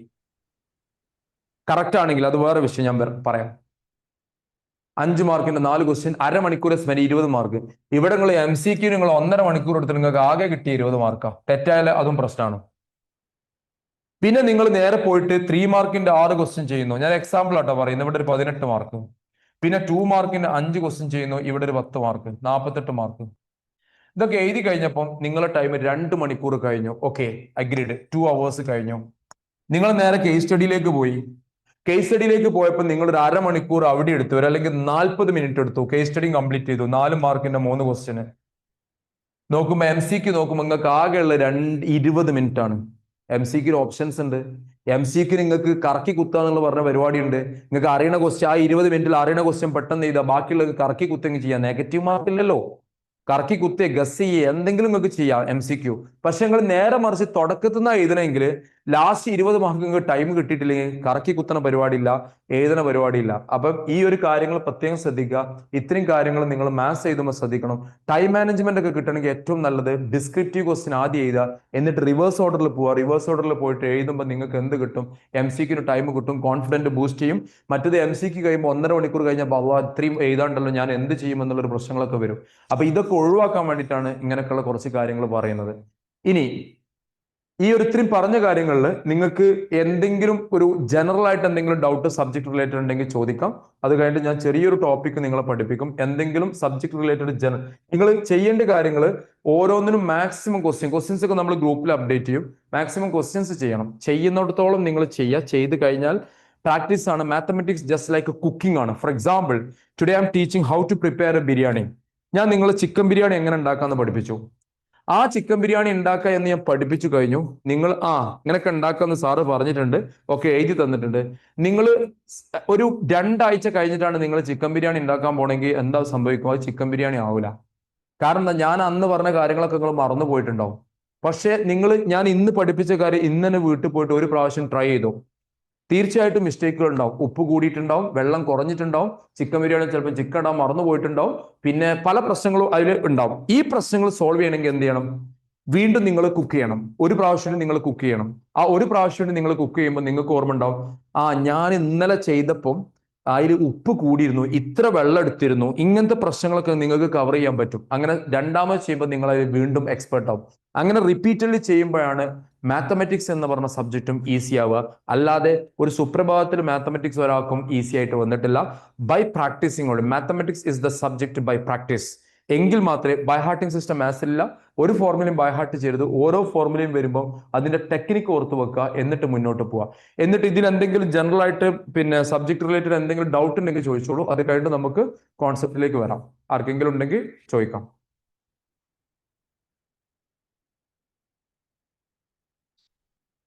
ഇനി ഇല്ലെങ്കിൽ ചാറ്റ് ബോക്സ് നിങ്ങൾക്ക് യൂട്ടിലൈസ് ചെയ്യാം. ഞാൻ ചോദിക്കുന്ന 1-2 ചോദ്യങ്ങൾക്ക് ഉത്തരം പറയാം.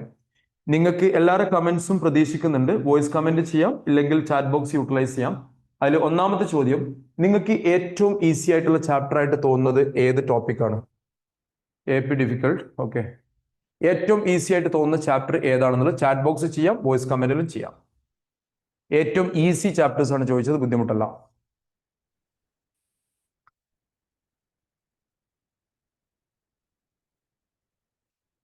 കുറെ പേര് AP പറയുന്നുണ്ട്, ഫസ്റ്റ് 6 ചാപ്റ്റേഴ്സ് പറയുന്നുണ്ട്, ട്രിഗണോമെട്രി പറയുന്നുണ്ട്, സ്റ്റാറ്റിസ്റ്റിക്സ് പറയുന്നുണ്ട്, റിയൽ നമ്പേഴ്സ് ആണ് മെജോറിറ്റി ആൾക്കാരും പറയുന്നത്, ലീനിയർ ഇക്വേഷൻ പറയുന്നുണ്ട്. ഏറ്റവും ഈസി ചാപ്റ്റേഴ്സ് ആണ് ഞാൻ ചോദിക്കുന്നത്, മാറിപ്പോരുത്.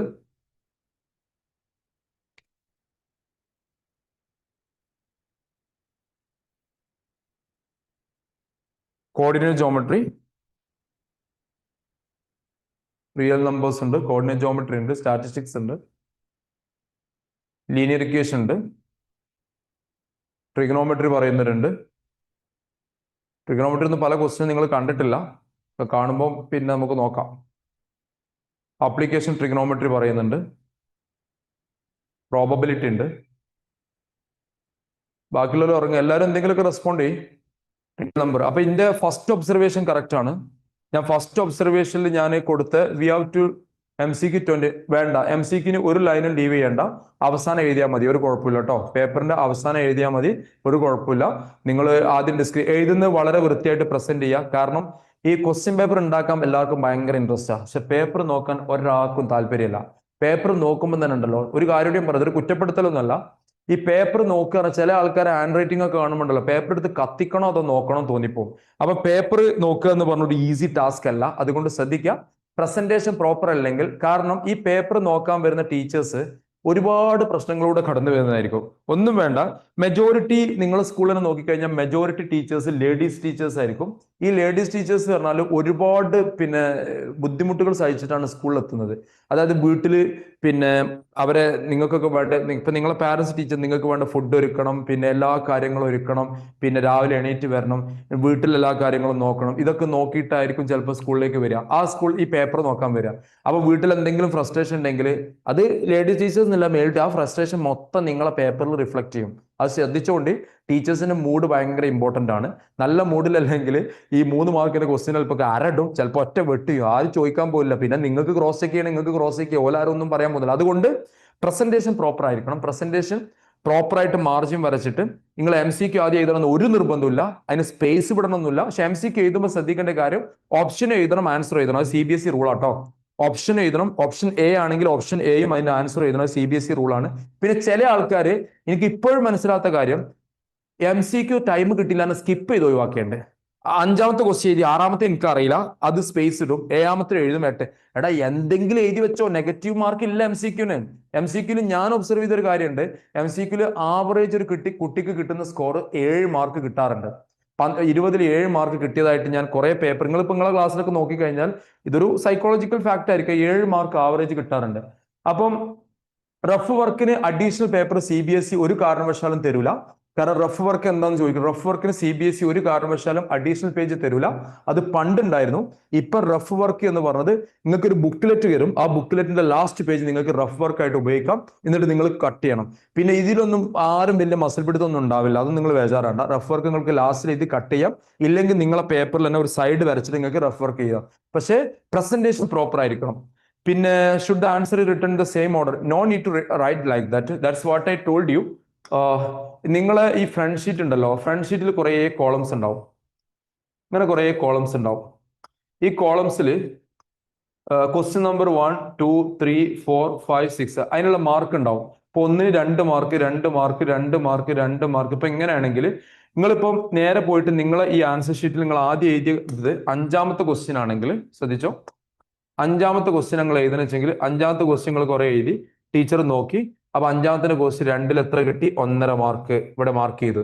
നിങ്ങൾ വേറെ എവിടെയും പോയിട്ട് 5ാമത്തെ ക്വസ്റ്റ്യൻ വീണ്ടും എഴുതാൻ നോക്കുമ്പോൾ ടീച്ചർ കറക്റ്റ് ചെയ്യും. പക്ഷെ ടീച്ചർ കറക്റ്റ് ചെയ്ത് ഇവിടെ മാർക്ക് എൻ്റർ ചെയ്യാൻ നോക്കുമ്പോൾ അവിടെ ആൾറെഡി ആൾ കയറിയിട്ടുണ്ട്, അതുകൊണ്ട് എന്ത് സംഭവിക്കില്ല, ആ ക്വസ്റ്റ്യൻ റിജക്ട് ചെയ്യും. അപ്പൊ ഓർത്തൊന്നും ഒരു മാറ്ററും അല്ല, നിങ്ങൾ വൃത്തിയായിട്ട് പ്രസന്റ് ചെയ്യും. പിന്നെ ഒരു കാര്യം കൂടി, അറിയുന്ന ക്വസ്റ്റ്യൻ വേഗം എഴുതുക, അതും ശ്രദ്ധിക്കുക. നിങ്ങൾക്ക് അറിയുന്ന ക്വസ്റ്റ്യൻ ഏതാണോ അത് ആദ്യം പ്രസന്റ് ചെയ്യാൻ നിൽക്കുക, എന്നിട്ട് മാത്രം നിങ്ങൾ ഡിഫിക്കൽട്ടിലേക്ക് പോകാൻ പറ്റുള്ളൂ. വേറെ എന്തെങ്കിലും ഡൗട്ട് ഉണ്ടോ?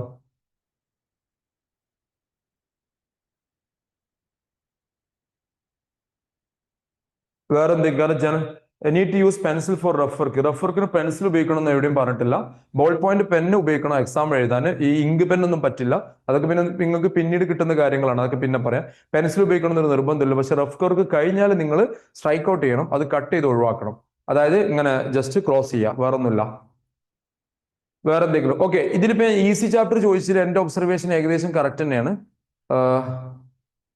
എന്നും ക്ലാസ് ഉണ്ടാവില്ല, നമുക്ക് ആഴ്ചയിൽ ഒരു ക്ലാസ്സേ പ്രൊവൈഡ് ചെയ്യാൻ പറ്റുള്ളൂ. കാരണം അതിന്റെ ഇടയിൽ വേറെ സബ്ജക്റ്റുകളൊക്കെ വരും, അതൊക്കെ നിങ്ങൾക്ക് വേണമെങ്കിൽ യൂട്ടിലൈസ് ചെയ്യാം. പിന്നെ നമ്മൾ അതിന്റെ ഇടയിൽ എന്തെങ്കിലുമൊക്കെ വർക്ക്ഷീറ്റ് തരാം, നിങ്ങൾ നിങ്ങളെ സ്കൂൾ ടീച്ചേഴ്സിനെയൊക്കെ വെച്ചിട്ട് ചെയ്യാം. പിന്നെ ബാക്കി കാര്യങ്ങൾ ഇൻ ബിറ്റ്വീൻ ഞാൻ പറയാം. വേറെ എന്തെങ്കിലും ഡൗട്ട് ഉണ്ടെങ്കിൽ ചോദിച്ചോളൂ.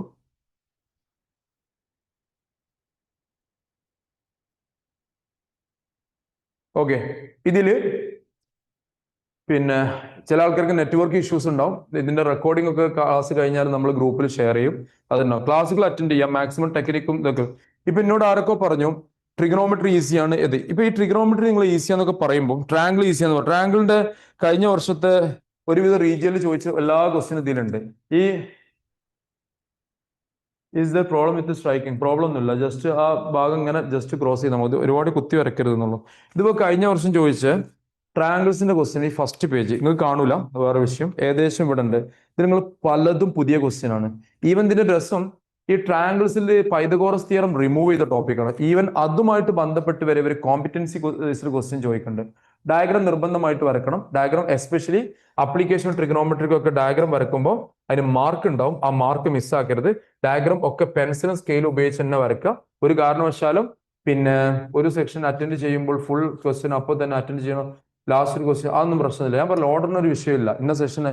കാരണം നിങ്ങളെ പിന്നെ ഫ്രണ്ട് ഷീറ്റിൽ വരുന്നത് ഈ പിന്നെ ഇതൊന്നുമല്ല. ഫ്രണ്ട് ഷീറ്റിൽ വരിക പിന്നെ ആ ഇന്ന സെക്ഷൻ അറ്റൻഡ് ചെയ്തൊന്നുമില്ല, ക്വസ്റ്റ്യൻ നമ്പർ വരിക. അതുകൊണ്ട് ഏത് സെക്ഷൻ എങ്ങനെ ഏത് ഓർഡറിൽ നിങ്ങൾക്ക് അറ്റൻഡ് ചെയ്യാം, ഒരു കുഴപ്പമില്ല.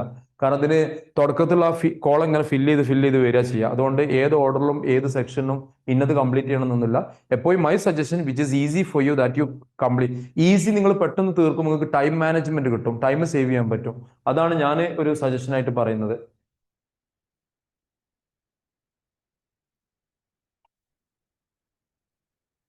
എല്ലാ സബ്ജക്റ്റും അങ്ങനെ തന്നെ, എല്ലാ സബ്ജക്റ്റും വേറെ റൂൾസ് ഒന്നുമില്ല. റൂൾസ് CBSEക്ക് ഒറ്റ റൂൾസേ ഉള്ളൂ, ഏത് ഓർഡറിൽ എഴുതിയാലും കുഴപ്പമില്ല. പിന്നെ നിങ്ങൾ ടീച്ചേഴ്സ് ഒക്കെ പറയും നിങ്ങൾ ഈ ഓർഡറിൽ തന്നെ എഴുതണം എന്നൊക്കെ പറയും. അപ്പൊ നിങ്ങൾ ഈ പിന്നെ ഈ ചില ബുക്സിലൊക്കെ മുമ്പ് എഴുതിയ ആൾക്കാരെ ആൻസർ ഷീറ്റ് ഒക്കെ വരുമ്പോൾ കണ്ടാൽ മനസ്സിലാവും അവരെങ്ങനെ എഴുതിയത്, എങ്ങനെ പ്രസന്റ് ചെയ്തു എന്നുള്ളതൊക്കെ നിങ്ങൾക്ക് നോക്കുമ്പോൾ അത് മനസ്സിലാവും. പിന്നെ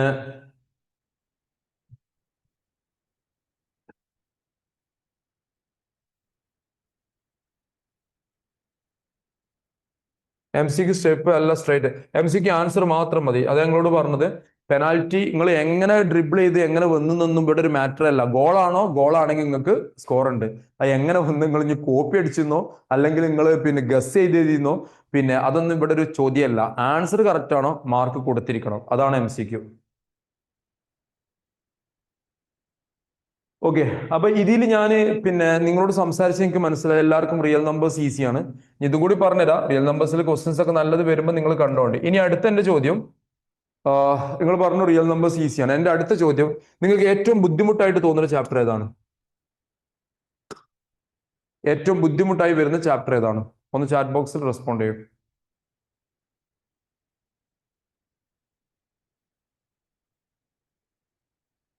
surface area, trigonometry, triangles, AP, trigonometry. Majority ആൾക്കാർ ട്രിഗണോമെട്രി ആണ് പറയുന്നത്. Surface area, volume, circle area, circle, triangle, AP quadratic, trigonometry, circles, trigonometry, arithmetic progression, trigonometry, circle, AP quadratic. നമ്മുടെ ഇനീഷ്യൽ ഒബ്സർവേഷൻ ഏകദേശം കറക്റ്റ് തന്നെയാണ്. അല്ല, സർഫസ് ഏരിയ വോളിയം കുറെ പേര് പറയുന്നുണ്ട്. സർഫസ് ഏരിയ വോളിയത്തിന്റെ വിഷയം എന്താ വെച്ചാൽ ഈ 9th സ്റ്റാൻഡേർഡ് ശരിക്കും ട്രാങ്കിൾസ് തിയറം വളരെ എളുപ്പമാണ്. തിയറത്തിന് ഒറ്റ തിയറേ ട്രാങ്കിൾസിന് പഠിക്കാറുള്ളൂ, ബേസിക് പ്രൊപ്പോർഷണാലിറ്റി തിയറാണ്. അതിന് ഞാൻ ഉപയോഗിക്കുന്ന ഒരു ടെക്നിക് ഉണ്ട്, റൈറ്റ് 3 ലെഫ്റ്റ് 3 കൺക്ലൂഷൻ 1. 7 ഇക്വേഷൻ എഴുതിയിട്ടാണ് ഞാൻ ആ തിയറം പ്രൂവ് ചെയ്യാറ്. ഓക്കെ, ഞാൻ ആ ടോപ്പിക് എടുക്കുമ്പോൾ പറയണ്ടേ ട്രാങ്കിളിന്റെ തിയറം പിന്നെ നിങ്ങൾക്ക് ഏറ്റവും എളുപ്പമുള്ള സാധനമാണ്. ഇത്ര ആലോചിക്കാനുള്ള ട്രാങ്കിൾസിന്റെ തിയറം, ഒറ്റ തിയറ അതിൽ പഠിക്കാനുള്ളൂ, ബാക്കിയുള്ള തിയറം ഒന്നും പഠിക്കണ്ട. പിന്നെ ലെഫ്റ്റ് 3 ഇങ്ങനെയൊക്കെ വരക്കണം, നിങ്ങൾക്ക് ഓർമ്മ ഉണ്ടാവും വിചാരിക്കണം. നിങ്ങൾ പ്രാക്ടീസ് ചെയ്യണുണ്ടോ? പ്രാക്ടീസ് ചെയ്തിട്ട് ഒരു കാര്യമില്ല. ലെഫ്റ്റ് 3 എന്ന് പറഞ്ഞാൽ ഈ ഒരു ട്രയാങ്കിളിന്റെ ഏരിയ കാണും, ഹാഫിന്റെ ബേസ്. ഈ ഒരു ട്രയാങ്കിളിന്റെ ഏരിയ കാണും, ഇതാണ്. അപ്പം ഇത് ബൈ ഇത് ഇങ്ങനെ ലെഫ്റ്റ് 3 റൈറ്റ് 3 കൺക്ലൂഷൻ 1, അങ്ങനെയാണ് ഈ തിയറം പറഞ്ഞു കൊടുക്കാറ്. ആ ഒരു ടെക്നിക്ക് ഓർത്ത് കഴിഞ്ഞാൽ നിങ്ങൾക്ക് പെട്ടെന്ന് മനസ്സിലാവും. Converse of BPT actually theorem removed ആണ്, ബട്ട് അതിന്റെ പ്രൂഫ് റിമൂവ്ഡ് ആണ്. ബട്ട് കഴിഞ്ഞ വർഷം തിയറി പ്രൂഫ് ഒന്നും വലിയ വിഷയമല്ല. കഴിഞ്ഞ വർഷം ഒരു പേപ്പറിൽ, ഏത് റീജിയനാണ് എനിക്ക് അറിയില്ല, ഒരു പേപ്പറിൽ അതിന്റെ പ്രൂഫ് ചോദിച്ചിട്ടുണ്ട്. അതിന്റെ രസം എന്താ വെച്ചാൽ ബേസിക് പ്രൊപ്പോർഷണാലിറ്റി തിയറി എടുത്ത് തന്നിട്ട് എന്താ പറഞ്ഞറിയോ, prove its converse. Basic proportionality തിയറത്തിന്റെ statement, if a line drawn parallel to one side of a triangle to intersect other two sides and it divides in the same ratio then prove its converse. Actually converse removed ആണ് syllabus എന്ന്, പക്ഷേ എന്തുകൊണ്ടോ അറിയില്ല കഴിഞ്ഞ വർഷം ചോദിച്ചിട്ടുണ്ട്. അതിനെ കുറിച്ച് വിശദമായിട്ട് ഞാൻ പഠിച്ചിട്ട് പറഞ്ഞുതരാം എന്തുകൊണ്ടാണ് അങ്ങനെ സംഭവം വന്നതെന്നുള്ളത്. ഇനി ഇതിൽ കുറെ ആൾക്കാർ ട്രിഗണോമെട്രി ബുദ്ധിമുട്ടാണെന്ന് പറഞ്ഞിട്ടുണ്ട്. ട്രിഗണോമെട്രി അക്കോർഡിംഗ് ടു മീ ഒരു ഐഡിയ കിട്ടിക്കഴിഞ്ഞാൽ ഏറ്റവും ഈസി ആയിട്ട് മാനേജ് ചെയ്യാൻ പറ്റുന്നത്. ഞാൻ ട്രിഗണോമെട്രി ചെറിയൊരു ടെക്നിക്ക് നിങ്ങൾക്ക് പറഞ്ഞുതരാം. ചില ആൾക്കാരൊക്കെ ചിലപ്പോൾ അത് അറിയാമായിരിക്കും, കാരണം ഈ വർഷം അത് ഫേസ്ബുക്കിൽ ഇതിലൊക്കെ ഇങ്ങനെ ബേസിക് ആൻഡ് സ്റ്റാൻഡേർഡ് പറഞ്ഞു പോണ്ട, സിമിലാരിറ്റി ക്രൈറ്റീരിയന്റെ പ്രൂഫ് വേണ്ട, ബേസിക് ആണ് സ്റ്റാൻഡേർഡ് ആണ് പറഞ്ഞു പോണ്ട. എനിക്ക് എന്റെ അനുഭവത്തിൽ ഞാൻ പറയാം, ഇപ്പൊ ഈ ക്ലാസ് എടുക്കുന്നത് ഖത്തറിൽ നിന്നാണ്. ഈ ബേസിക് ആൻഡ് സ്റ്റാൻഡേർഡ് ഇൻട്രൊഡ്യൂസ് ചെയ്ത വർഷം ബേസിക് പേപ്പർ സ്റ്റാൻഡേർഡിനേക്കാളും കുറച്ച് ബുദ്ധിമുട്ടായിരുന്നു. എന്തുകൊണ്ട് വരുന്നു എന്ന് ഞാൻ പറഞ്ഞുതരാം. CBSE ഒരുപാട് ടീച്ചേഴ്സിന് അറേഞ്ച് ചെയ്യും ക്വസ്റ്റ്യൻ പേപ്പർ പ്രിപ്പയർ ചെയ്യാൻ. ഇപ്പൊ ഞാൻ ഉണ്ടാക്കുന്ന ഒരു ബേസിക്കും സ്റ്റാൻഡേർഡ് ഉണ്ടാവും. ഇന്റെ ഒരു പേപ്പർ ഞാൻ ഉണ്ടാക്കുന്ന ബേസിക്കും സ്റ്റാൻഡേർഡും റഫ് വർക്ക് ആൻഡ് ഷീറ്റിന്റെ സൈഡിൽ എഴുതിയാൽ മതിയോ, ഇല്ല എക്സ്ട്രാ പേപ്പർ എടുക്കണോ? പിന്നെ എക്സ്ട്രാ പേപ്പർ എടുക്കാനുണ്ടെങ്കിൽ എക്സ്ട്രാ പേപ്പർ CBSE തരൂല കേട്ടോ. റഫ് പേപ്പറിന് CBSE എക്സ്ട്രാ പേപ്പർ തരൂല. ഞാനത് ഓൾറെഡി പറഞ്ഞതാണ്. CBSE ഒരു ബുക്ക്ലെറ്റ് ആണ് തരിക. ആ ബുക്ക്ലെറ്റിന്റെ ലാസ്റ്റ് പേജ് റഫ് വർക്കിന് വേണ്ടി യൂസ് ചെയ്യുക. എക്സ്ട്രാ പേപ്പർ CBSE റഫ് വർക്കിന് കൊടുക്കുന്നില്ല. ഒരു ബുക്ക്ലെറ്റ് കൊടുക്കും, അതിന്റെ ലാസ്റ്റ് പേജ്. അത് CBSE കഴിഞ്ഞ വർഷത്തെ ഇൻട്രൊഡ്യൂസ് ചെയ്താൽ എനിക്ക് തോന്നുന്നു, അങ്ങനെയാണ് ഞാൻ കേട്ടത്. അതുകൊണ്ട് അതിന്റെ ലാസ്റ്റിൽ നിങ്ങൾക്ക് ഒരു ബുക്ക്ലെറ്റാ തരാം. ഇനി ഇപ്പൊ നമ്മളെന്താ പറഞ്ഞേ, ഓക്കെ,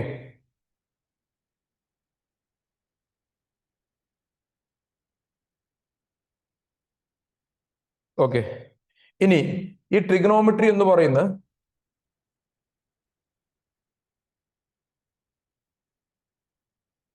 സൈഡിൽ എഴുതിയ കുഴപ്പമൊന്നുമില്ല. ശരിക്കും മാർജിനൊക്കെ വരച്ചിട്ട്, പേപ്പറിന്റെ സൈഡിൽ മാർജിനൊക്കെ വരച്ചിട്ട് ഇവിടെയുള്ള കാര്യങ്ങൾ ചെയ്ത് റഫ് വർക്ക് ഇവിടെ ചെയ്താൽ ഒരു കുഴപ്പമില്ല. ആരും നിങ്ങൾ ആരും മാർക്ക് കട്ട് ചെയ്യൂല. പിന്നെ എല്ലാവരും ഇന്ന് എല്ലാ ഡൗട്ടും ക്ലിയർ ചെയ്യുക. ലോഗരിതം പറ്റുമോ? ലോഗരിതം പറ്റൂല.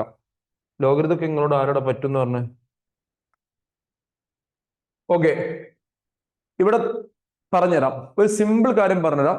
ഇപ്പൊ റീസെന്റ് ഞാൻ കണ്ടിരുന്നു കുറെ ആൾക്കാർ വാട്സപ്പിൽ ഇതിലൊക്കെ ഇങ്ങനെ ഷെയർ ചെയ്യുന്ന സംഭവം, ട്രിഗണോമെട്രി ടേബിൾ എങ്ങനെ പഠിക്കാം. ട്രിഗണോമെട്രി ടേബിൾ പഠിക്കാൻ ഒരുപാട് മെത്തേഡ്സ് ഉണ്ട്. Trigonometry table, application trigonometry. ഞാൻ അത് മാത്രമേ ഇന്ന് പറയുന്നുള്ളൂ. എങ്ങനെ പഠിക്കാം ഒരു മെത്തേഡ് ഞാൻ പറഞ്ഞുതരാം. ഒരു മെത്തേഡ് എന്ന് പറഞ്ഞാൽ നിങ്ങൾ 1 മുതൽ 4 വരെ എഴുതാം. 0 മുതൽ 4 വരെ ഒരു മെത്തേഡ്. എന്നിട്ട് എന്ത് ചെയ്യാറോ, എല്ലാത്തിനും 4 കൊണ്ട് ഡിവൈഡ് ചെയ്യാം. ട്രിഗണോമെട്രി ടേബിൾ പഠിക്കാനുള്ള ടെക്നിക്കാ പറയുന്നത്. ഒരു മെത്തേഡ് എല്ലാത്തിനും 4 കൊണ്ട് ഡിവൈഡ് ചെയ്യാം. ഇതിപ്പോ ജസ്റ്റ് ഒരു ഇൻട്രൊഡക്ഷൻ എന്നുള്ളതൊക്കെ ഞാൻ പറയുന്നത്. എന്നിട്ട് റൂട്ട് കാണുക. ഇതാണ് നിങ്ങളുടെ സൈൻ വാല്യൂ എന്ന് പറയുന്നത്. സൈൻ്റെ വാല്യൂ ആണിത്. സൈൻ 0 എത്ര, സൈൻ 30 എത്ര, സൈൻ 45 എത്ര, 60 എത്ര, 90 എത്ര. ഇതായിരിക്കും നിങ്ങളെ സൈൻ്റെ വാല്യൂ. ഞാൻ പറഞ്ഞത് 0 മുതൽ 4 വരെ എഴുതാം. മൊത്തത്തിൽ 4 കൊണ്ട് ഡിവൈഡ് ചെയ്യുക, എന്നിട്ട് റൂട്ട് കാണാം. നമുക്ക് നോക്കാം എന്താന്നുള്ളത്. 0/4 0 ആണ്. 1/4 റൂട്ട് കാണുമ്പോൾ 1/2 എന്നാ വരിക. എല്ലാത്തിന്റെ റൂട്ട് കാണണം. ഇവിടെ നിങ്ങൾക്ക് ഒന്ന് ക്യാൻസൽ ചെയ്യാനുള്ള ഓപ്ഷൻ ഉണ്ട്. ഇത് നിങ്ങൾക്ക് ക്യാൻസൽ ചെയ്യാം. അപ്പൊ ഇതിന്റെ റൂട്ട് കാണുമ്പോൾ 1/√2 ആണ് വരിക. ഇവിടെ റൂട്ട് കാണുമ്പോൾ ക്യാൻസൽ ചെയ്യും. √3/2 ആണ്. ഇതിന് 1 ആണ് വരിക. ഇതാണ് സൈൻ്റെ വാല്യൂ പഠിക്കാനുള്ള ഒരു മെത്തേഡ്.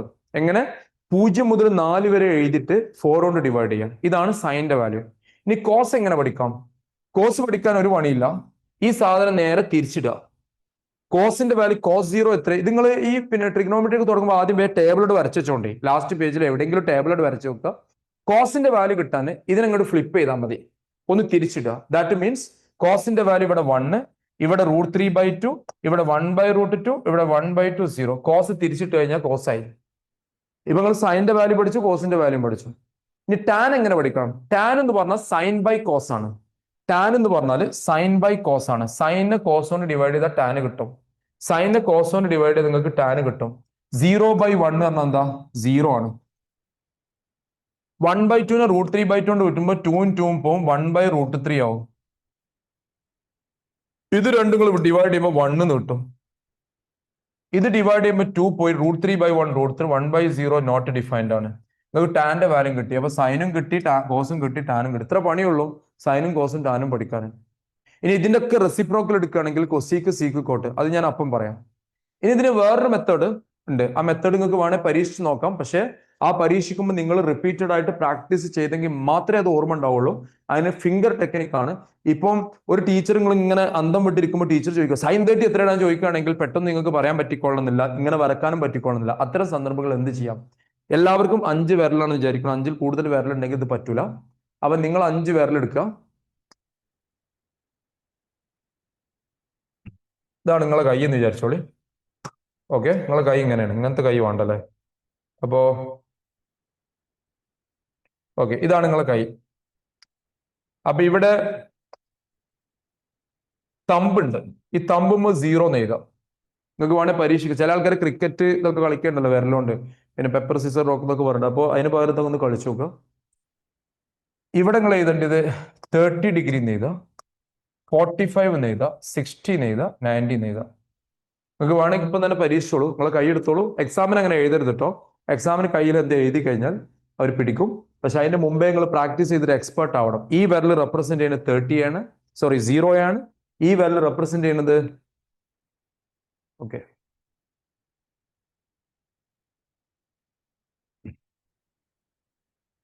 ക്യാമറ ഒന്ന് ഫോക്കസ് ചെയ്തിട്ടുണ്ട്. സോ ഒന്ന് ശ്രദ്ധിച്ചോളൂ എല്ലാവരും. ഓക്കെ, ഈ വിരൽ റെപ്രസെന്റ് ചെയ്യുന്നത് 0, ഈ വിരൽ റെപ്രസെന്റ് ചെയ്യുന്നത് 30, ഇത് 45, 60, 90, 5 വിരലാണ്. എന്നിട്ട് നിങ്ങൾ ചെയ്യേണ്ടത്, നിങ്ങൾ തള്ളവിരൽ അതിന്മേൽ സൈന് നെയ്ത, ഇതിന്മേൽ സൈന് നെയ്ത, ഇതിന്മേൽ നിങ്ങൾ കോസ് നെയ്ത. ഒന്നുമേൽ ഈ തള്ളവിരൽമേൽ നമ്മൾ എന്ത് ചെയ്യുക? സൈന് നെയ്ത. ബേബി ഫിംഗർ ഇതിന്മേൽ നിങ്ങൾ എന്ത് ചെയ്യുക? കോസ് നെയ്ത.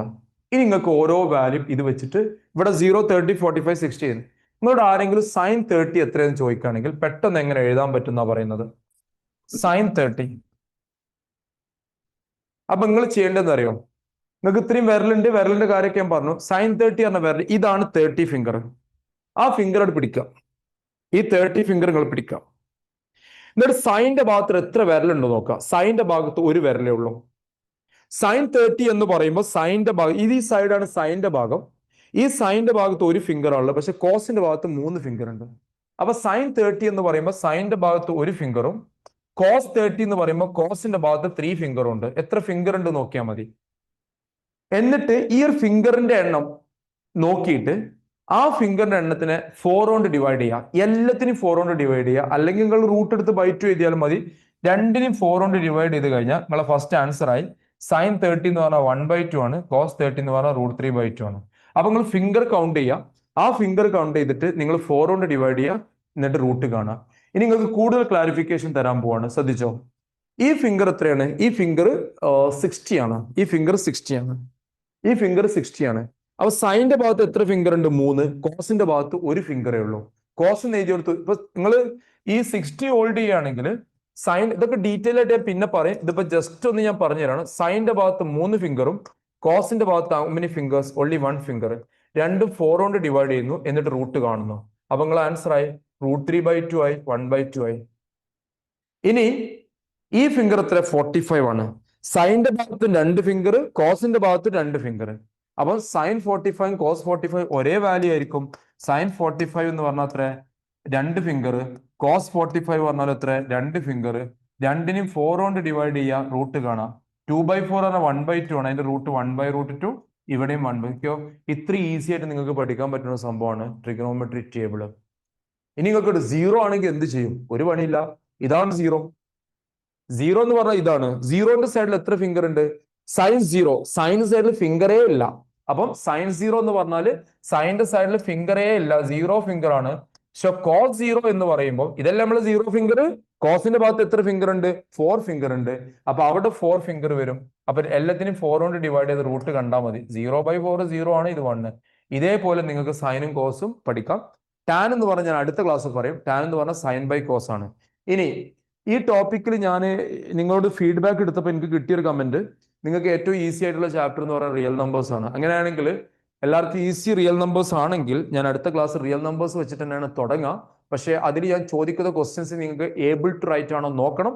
ഞാൻ അതിൻ്റെ ഒരു ഷീറ്റ് ഞാൻ ഗ്രൂപ്പിൽ ആഡ് ചെയ്യും. ഒരു ഏകദേശം ഒരു 10-20 ക്വസ്റ്റ്യൻസ് ഞാൻ ഗ്രൂപ്പിലിടും. ആ ഇടുന്ന ക്വസ്റ്റ്യന് നിങ്ങൾ ഒബ്സർവ് ചെയ്തിട്ട് നിങ്ങൾക്ക് അറിയാത്ത ക്വസ്റ്റ്യൻ ഏതാ നോക്കുക. അതിൽ നിങ്ങൾക്ക് അറിയാത്ത ക്വസ്റ്റ്യൻ നിങ്ങൾ ഐഡന്റിഫൈ ചെയ്തിട്ട് നിങ്ങൾ ചോദിക്കുകയാണെങ്കിൽ ഈ ക്ലാസ് ബെനിഫിഷ്യൽ ആയിരിക്കും, ഫ്രൂട്ട്ഫുൾ ആയിരിക്കും. നിങ്ങൾ പറയാണ് എന്തും നിങ്ങൾക്ക് ചോദിക്കാം സബ്ജക്ട് റിലേറ്റഡ്, എന്തും. കാരണം ഞാൻ ഏകദേശം ഒരു 10-17ഓളം ബാച്ച് CBSE ഹാൻഡിൽ ചെയ്ത വ്യക്തിയാണ്. ഐ മീൻ ബാച്ചസ്, പിന്നെ 10th. അപ്പൊ എനിക്കറിയാം എങ്ങനത്തെ കുട്ടികളാണ് നമ്മളെ മുന്നിൽ ഇരിക്കണം എന്നുള്ളത്. അഡീഷൻ അറിയാത്തവരും സബ്ട്രാക്ട്. ഇപ്പോൾ റീസെന്റ് ഞാൻ സ്റ്റാറ്റിസ്റ്റിക്സിൽ ഒരു ക്വസ്റ്റ്യൻ ചെയ്തപ്പോൾ 30 + 6 × 1 അങ്ങനെ എന്തോ ഒരു സംഭവം വന്നിരുന്നു. അപ്പം എന്തോ ഒരു സംഭവം പിന്നെ 6 × 5 ആണെന്ന് തോന്നുന്നു. അങ്ങനെ എന്തോ ഒരു സംഭവം. ഒരു കുട്ടി എന്ത് ചെയ്തു, ആദ്യം ഇതും ആഡ് ചെയ്തു, എന്നിട്ട് മൾട്ടിപ്ലൈ ചെയ്തു. അതൊക്കെ പറ്റുമല്ലോ എന്ന് നിങ്ങൾ ആലോചിക്കുക. അപ്പൊ ഞാൻ പറയുന്നത് നിങ്ങൾക്ക് എന്തും ചോദിക്കാം. അപ്പൊ ആദ്യത്തെ ക്ലാസ് റിയൽ നമ്പേഴ്സ് ആയിരിക്കും. അതിൽ എന്താണ് ഡിസ്കസ് ചെയ്യണമെന്നുള്ളത് ഞാൻ ഗ്രൂപ്പിൽ ആഡ് ചെയ്യും. എന്നിട്ട് ആ ആഡ് ചെയ്യുന്നതിൽ കുറച്ച് കോൺസെപ്റ്റ് ഞാൻ പറയും. എന്നിട്ട് നിങ്ങൾ ചോദിക്കുകയാണ്, ഈ ക്വസ്റ്റ്യൻ എക്സ്പ്ലെയിൻ ചെയ്യോ, ആ ക്വസ്റ്റ്യൻ എക്സ്പ്ലെയിൻ ചെയ്യോ എന്ന് ചോദിക്കുകയാണെങ്കിൽ കൂടുതൽ ഇന്ററാക്റ്റീവ് ആയിരിക്കും, ബെനിഫിഷ്യൽ ആയിരിക്കും. വെറുതെ ടൈം വേസ്റ്റ് ആക്കരുത്. ഇനിയുള്ള ഓരോ ദിവസവും കൗണ്ട് ചെയ്യുമ്പോൾ നിങ്ങളെ മുന്നിലേക്ക് അത്രയും ദിവസങ്ങളില്ല. നിങ്ങൾ കാൽക്കുലേറ്റ് ചെയ്ത് നോക്കുക. February 17th നിങ്ങൾ എക്സാം ആണ്. February 17th നിങ്ങൾ എക്സാം ആകുമ്പോൾ എത്ര ദിവസം ഉണ്ട് നിങ്ങളൊന്ന് കാൽക്കുലേറ്റ് ചെയ്ത് നോക്കി കഴിഞ്ഞാൽ നിങ്ങൾക്ക് ദിവസങ്ങളില്ല. ഞാൻ പറയാം, ഇന്നിപ്പം November 2 നോക്കിക്കോ. നവംബറിൽ നിങ്ങൾക്ക് ഒരു ദിവസം നിങ്ങൾ പഠിക്കാൻ 24 മണിക്കൂറാണുള്ളത്. ഈ 24 മണി, ഒരു ദിവസത്തെ കാര്യം ഞാൻ ആദ്യം പറയുന്നത്. ഈ 24 മണിക്കൂറിൽ നിങ്ങൾ എന്തൊക്കെ സംഭവിക്കുന്നുണ്ട്. 106 ദിവസം ഒന്നുമില്ല, അന്ന് നിങ്ങൾ കൗണ്ട് ചെയ്യാൻ പോകണ്ട. ഞാൻ പറഞ്ഞത് ശരിക്കും ശ്രദ്ധിച്ചോ. 24 മണിക്കൂറിൽ ഏകദേശം നിങ്ങൾ ഒരു 8 മണിക്കൂർ ഉറങ്ങിയിട്ടുണ്ടാവും. അത് ഒരു ആവറേജുകാരുടെ കാര്യമായിട്ടാണ് പറയുന്നത്. ഇനിയിപ്പോൾ 8 മണിക്കൂറില്ല, ഇല്ലെങ്കിലും ബാക്കി 2 മണിക്കൂർ നിങ്ങൾ മൊബൈലിലാണ് ഉണ്ടാവുക. നിങ്ങൾ സ്കൂളിലേക്ക് പോകണം, ഒരു 8 മണിക്കൂർ പോയി വരവിൽ സ്കൂളിൽ സ്പെൻഡ് ചെയ്യും. ഇതൊക്കെ ഒരു അപ്രോക്സിമേറ്റ് ടൈമാണ്. അപ്പൊ 16 മണിക്കൂർ അവിടെ കഴിഞ്ഞ് ഇനി 8 മണിക്കൂറാണുള്ളത്. ഈ 8 മണിക്കൂറിൽ നിങ്ങൾക്ക് എന്തുണ്ടാവും? നിങ്ങളെ കളി ഉണ്ടാവും, നിങ്ങളെ പഠനം ഉണ്ടാവും, സ്കൂൾക്ക് പോയി വരവുണ്ടാവും. ഇതൊക്കെ കാൽക്കുലേറ്റ് ചെയ്യുമ്പോൾ നിങ്ങൾക്ക് ഒരു ദിവസം ആവറേജ് കിട്ടുക 4 മണിക്കൂറാണ്. ഒരു ആവറേജ് നിങ്ങൾക്ക് പഠിക്കാൻ കിട്ടുക 4 മണിക്കൂറാണ്.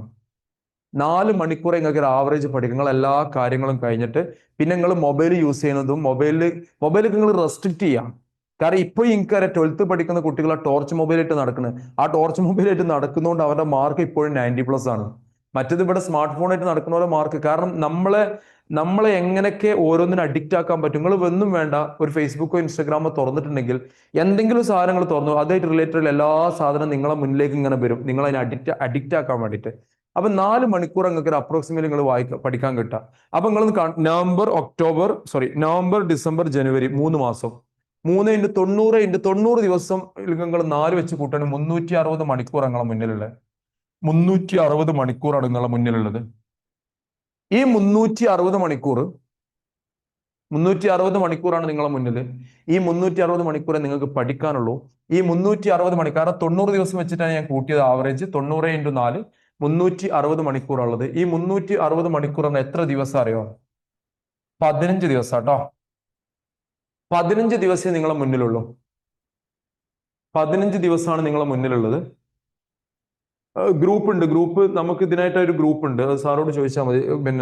പിന്നെ സാറേ ആ ഗ്രൂപ്പിന്റെ ലിങ്ക് ഒന്ന് ഇതിലിട്ട് കൊടുത്താൽ. അപ്പൊ 15 ദിവസം 360 മണിക്കൂർ, നിങ്ങൾ 24 മണിക്കൂർ, ഒരു ദിവസം 24 മണിക്കൂറാണ്. അപ്പൊ ഇങ്ങനെ കണക്ക് കൂട്ടുമ്പോൾ നിങ്ങളെ മുന്നിൽ 15 ദിവസമുള്ളൂ. നിങ്ങൾക്കുള്ള സബ്ജക്ട് എത്ര?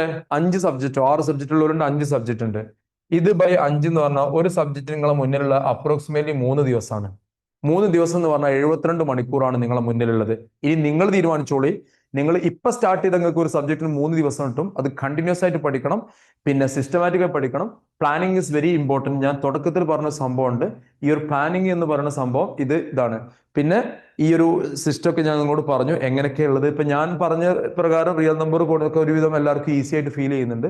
പക്ഷേ ചില ക്വസ്റ്റ്യൻസ് ഉണ്ട് പണി തരുന്നത്. അപ്പൊ കോമ്പിറ്റൻസി ബേസ്ഡ് 50% അല്ല 80% ആണ് CBSE latest update.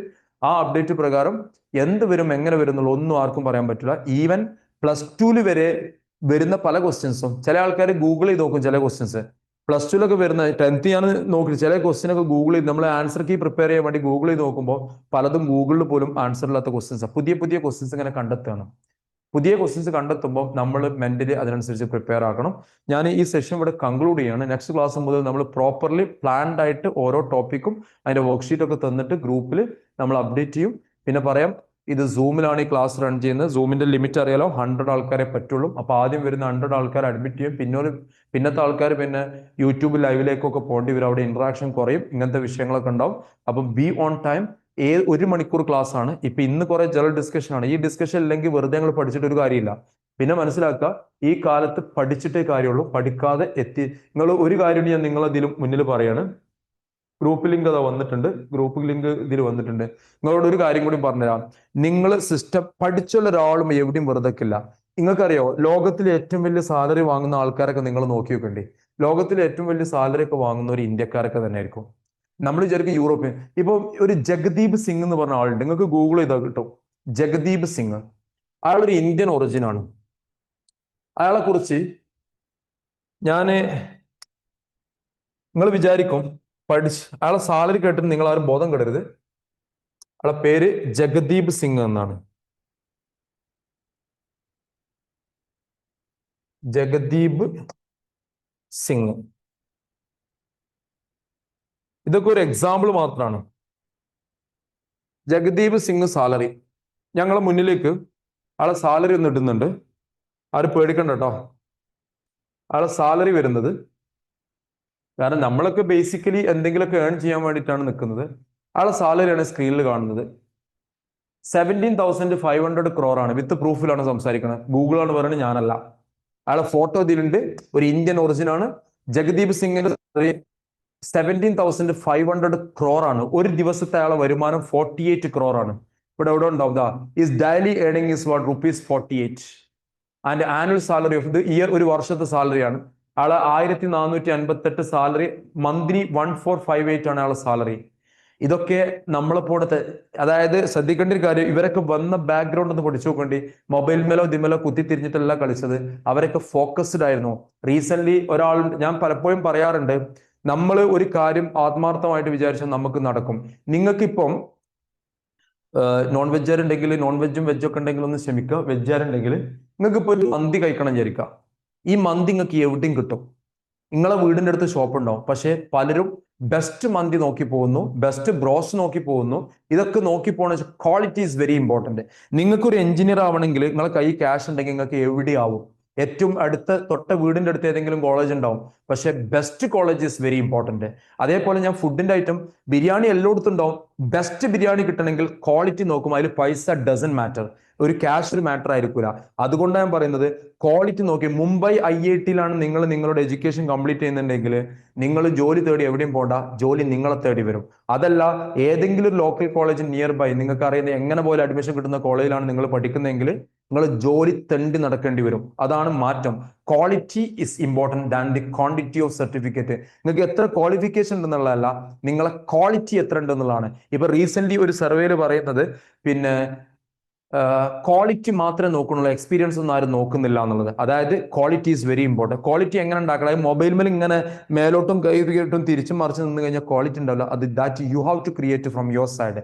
Mathematics is one of the important. And think about after 12th എങ്ങനെ അബ്രോഡ് പോയി പഠിക്കാം എന്നുള്ളത്. ഫോറിൻ യൂണിവേഴ്സിറ്റിയിലൊക്കെ പോയി പഠിക്കണം. അങ്ങനെ പഠിക്കുമ്പോഴാണ് അതിന് നല്ലൊരു പ്ലാറ്റ്ഫോമാണ് ബെഞ്ച് മാർക്കുന്ന. ഒരുപാട് കുട്ടികൾ പല ഭാഗത്തും പോയിട്ട് പഠിക്കുന്നുണ്ട്. ഈ 10th കഴിഞ്ഞിട്ട് ബെഞ്ച് മാർക്കിൽ നോക്കി ബെഞ്ച് മാർക്കിൽ റിസൾട്ട് നോക്കി, അവിടെ ഒരു നല്ലൊരു അറ്റ്മോസ്ഫിയർ ആണ്. ആ അറ്റ്മോസ്ഫിയറിൽ പഠിക്കാനുള്ള ഒരു അറ്റ്മോസ്ഫിയർ അവിടെ ക്രിയേറ്റ് ചെയ്യുന്നുണ്ട്. അത് ഞാൻ പല സ്ഥലത്തും കണ്ടിട്ടില്ല. ആ കിട്ടുന്ന അറ്റ്മോസ്ഫിയർ നിങ്ങൾ മാക്സിമം യൂട്ടിലൈസ് ചെയ്യുകയാണെങ്കിൽ ദാറ്റ് ആഫ്റ്റർ 12th നിങ്ങൾ ഈസി ആയിട്ട് where you want to become easily you can reach it. ചില ആൾക്കാർ പറയും +2 കഴിഞ്ഞിട്ട് ഒരു വർഷം കോച്ചിങ്ങിന് പോവാം. അപ്പൊ നിങ്ങൾ ആലോചിക്കേണ്ട ഒരു കാര്യമുണ്ട്, +2 കഴിഞ്ഞിട്ട് കോച്ചിങ്ങിന് പോകുന്നതിനെ കുറിച്ച് ആലോചിക്കരുത്. ബെഞ്ച് മാർക്ക് പ്രൊവൈഡ് ചെയ്യുന്ന +2ന്റെ കൂടെ തന്നെ കോച്ചിങ് ആണ്. +2 കഴിഞ്ഞിട്ട് നിങ്ങൾ ഒരു വർഷം കോച്ചിങ്ങിന് പോവാണെങ്കിൽ ആലോചിക്കേണ്ട ഒരു ഫാക്ട് ഉണ്ട്. പലരും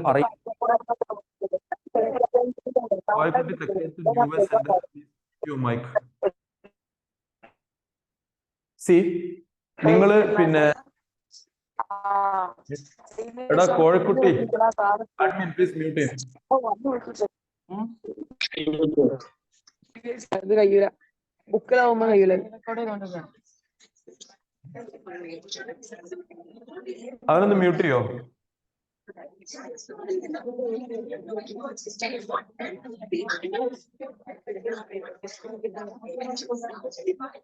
അഡ്മിൻ ഒന്ന് മ്യൂട്ട് ചെയ്യും. Yes, sir. അല്ലൊന്ന് മ്യൂട്ട് ചെയ്യും. അല്ലാണ്ട് റിമൂവ് ചെയ്താലേ വെറുതെ ഇവിടെ വന്ന് തൊള്ളാട്ടിക്കണ്ടിയല്ലോ. ഓക്കെ, അപ്പൊ ഞാൻ പറഞ്ഞു വരുന്നത് ക്വാളിറ്റി ഈസ് വെരി ഇമ്പോർട്ടന്റ്. ആ ക്വാളിറ്റി കിട്ടണമെങ്കിൽ നല്ല കോളേജിൽ അഡ്മിഷൻ കിട്ടണം. ആ നല്ല കോളേജ് അപ്പൊ ബെഞ്ച് മാർക്ക് പലരും പറയുന്ന ഒരു കാര്യം, ആ 12th കഴിഞ്ഞിട്ട് ഞാൻ അവിടെ കോച്ചിങ്ങിന് ഇവിടെ. എടാ, നിങ്ങൾ ഒരു വർഷം നിങ്ങൾ കോച്ചിങ്ങിന് പോവുകയാണെങ്കിൽ 12th കഴിഞ്ഞിട്ട് ഇതിന്റെ കൂടെ കഴിഞ്ഞിട്ട് ചെയ്യണം മാറ്റണ്ട്. നിങ്ങൾ 12ാം ക്ലാസ് കഴിഞ്ഞ് ചില ആൾക്കാർ സെപ്പറേറ്റ് എൻട്രൻസ് കോച്ചിങ്ങിന് പോവുകയാണെങ്കിൽ ഒരു കാര്യങ്ങൾ മനസ്സിലാക്കിയോണ്ട് അവരെ ജീവിതത്തിൽ നിന്ന് ഒരു വർഷം chance of getting job coming down. കാരണം ആ ഒരു വർഷങ്ങൾ എൻട്രൻസ് കോച്ചിങ് സെപ്പറേറ്റ് ആയിട്ട് പോവുകയാണെങ്കിൽ നിങ്ങൾക്ക് അതിനൊരു സർട്ടിഫിക്കറ്റ് ഉണ്ടാവില്ല, ഒരു കുന്തുണ്ടാവില്ല. നിങ്ങളുടെ ജീവിതത്തിൽ സാലറി കിട്ടാനുള്ള ഒരു വർഷം കൊണ്ട് താഴോട്ട് വരും, നിങ്ങളെ ഏജ് ഒരു വർഷം കൂടും. അപ്പൊ എപ്പോഴും ചെയ്യേണ്ടത് ഒരു ഗ്യാപ്പും സ്കിപ്പിങ്ങും ഇല്ലാതെ എന്ത് ചെയ്യാം, എത്രയും പെട്ടെന്ന് കോഴ്സ് കംപ്ലീറ്റ് ചെയ്ത് ജോലി കയറാൻ നോക്കുക. കാരണം കറണ്ട് സിനാരിയോയിൽ chances of getting job coming down ആണ്. അത് പ്രത്യേകം ശ്രദ്ധിക്കുക. പക്ഷേ ക്വാളിറ്റി ഉണ്ടെങ്കിൽ നിങ്ങൾക്ക് എവിടെയും കിട്ടും. ഞാൻ കൺക്ലൂഡ് ചെയ്യാണ് ഈ സെഷൻ ഇവിടെ. നമുക്ക് അടുത്ത ആഴ്ച ഇതേ സമയം കാണാം. ഇൻ ഡീറ്റെയിൽ ആയിട്ട് മിക്കവാറും റിയൽ നമ്പേഴ്സ് അതിന്റെ വർക്ക്ഷീറ്റ് ഞാൻ ഗ്രൂപ്പിൽ അപ്ഡേറ്റ് ചെയ്യും. ഗ്രൂപ്പിൽ ഇല്ലാത്തവരൊക്കെ ഗ്രൂപ്പ് ലിങ്ക് വെച്ച് കയറുക, ഫ്രണ്ട്സിന്റെ അറിയിക്കുക. പക്ഷെ ക്ലാസ്സിൽ ഇരിക്കുകയാണെങ്കിൽ വളരെ അറ്റൻറ്റീവ് ആയിരിക്കണം. ഇത് മ്യൂട്ട് 1 മണിക്കൂർ സെഷനാണ്. ഞാൻ ഉറങ്ങാളൊക്കെ ഉറങ്ങി കഴിഞ്ഞ് വന്നിട്ട് അല്ലാതെ ഇവിടെ വന്ന് ഉറങ്ങരുത്. കാരണം നമ്മൾ മാത്സ് അത്ര ഇൻട്രസ്റ്റിംഗ് സബ്ജക്റ്റ് ഒന്നുമല്ല, പക്ഷേ how we people are approaching അങ്ങനെയാണ്. അതിനനുസരിച്ച് ആ മാത്സിന്റെ ഇൻട്രസ്റ്റിംഗ് കാര്യങ്ങളൊക്കെ വരിക. Okay, that's all. Bye, take care. Okay,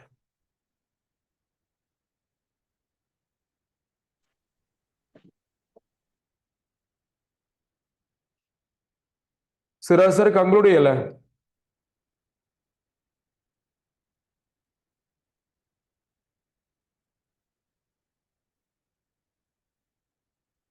class timing മിക്കവാറും 6 o'clock 6:30 പോകും. അത് പറയും. ഓക്കെ, നമുക്ക് അത് നമ്മൾ അറിയിക്കുന്നതായിരിക്കും. ഇന്നത്തെ അവരാരെ ക്ലാസ് ചോദിച്ചിട്ടുണ്ട്. ആ സാർ പറഞ്ഞോളൂ. ഓക്കെ, ഇന്നത്തെ ക്ലാസ് ഇവിടെ അവസാനിച്ചിട്ടുണ്ട്. വീഡിയോ ഒക്കെ നമ്മൾ ഗ്രൂപ്പിൽ ഷെയർ ചെയ്യുന്നതായിരിക്കും കേട്ടോ. Bye for today. Bye by.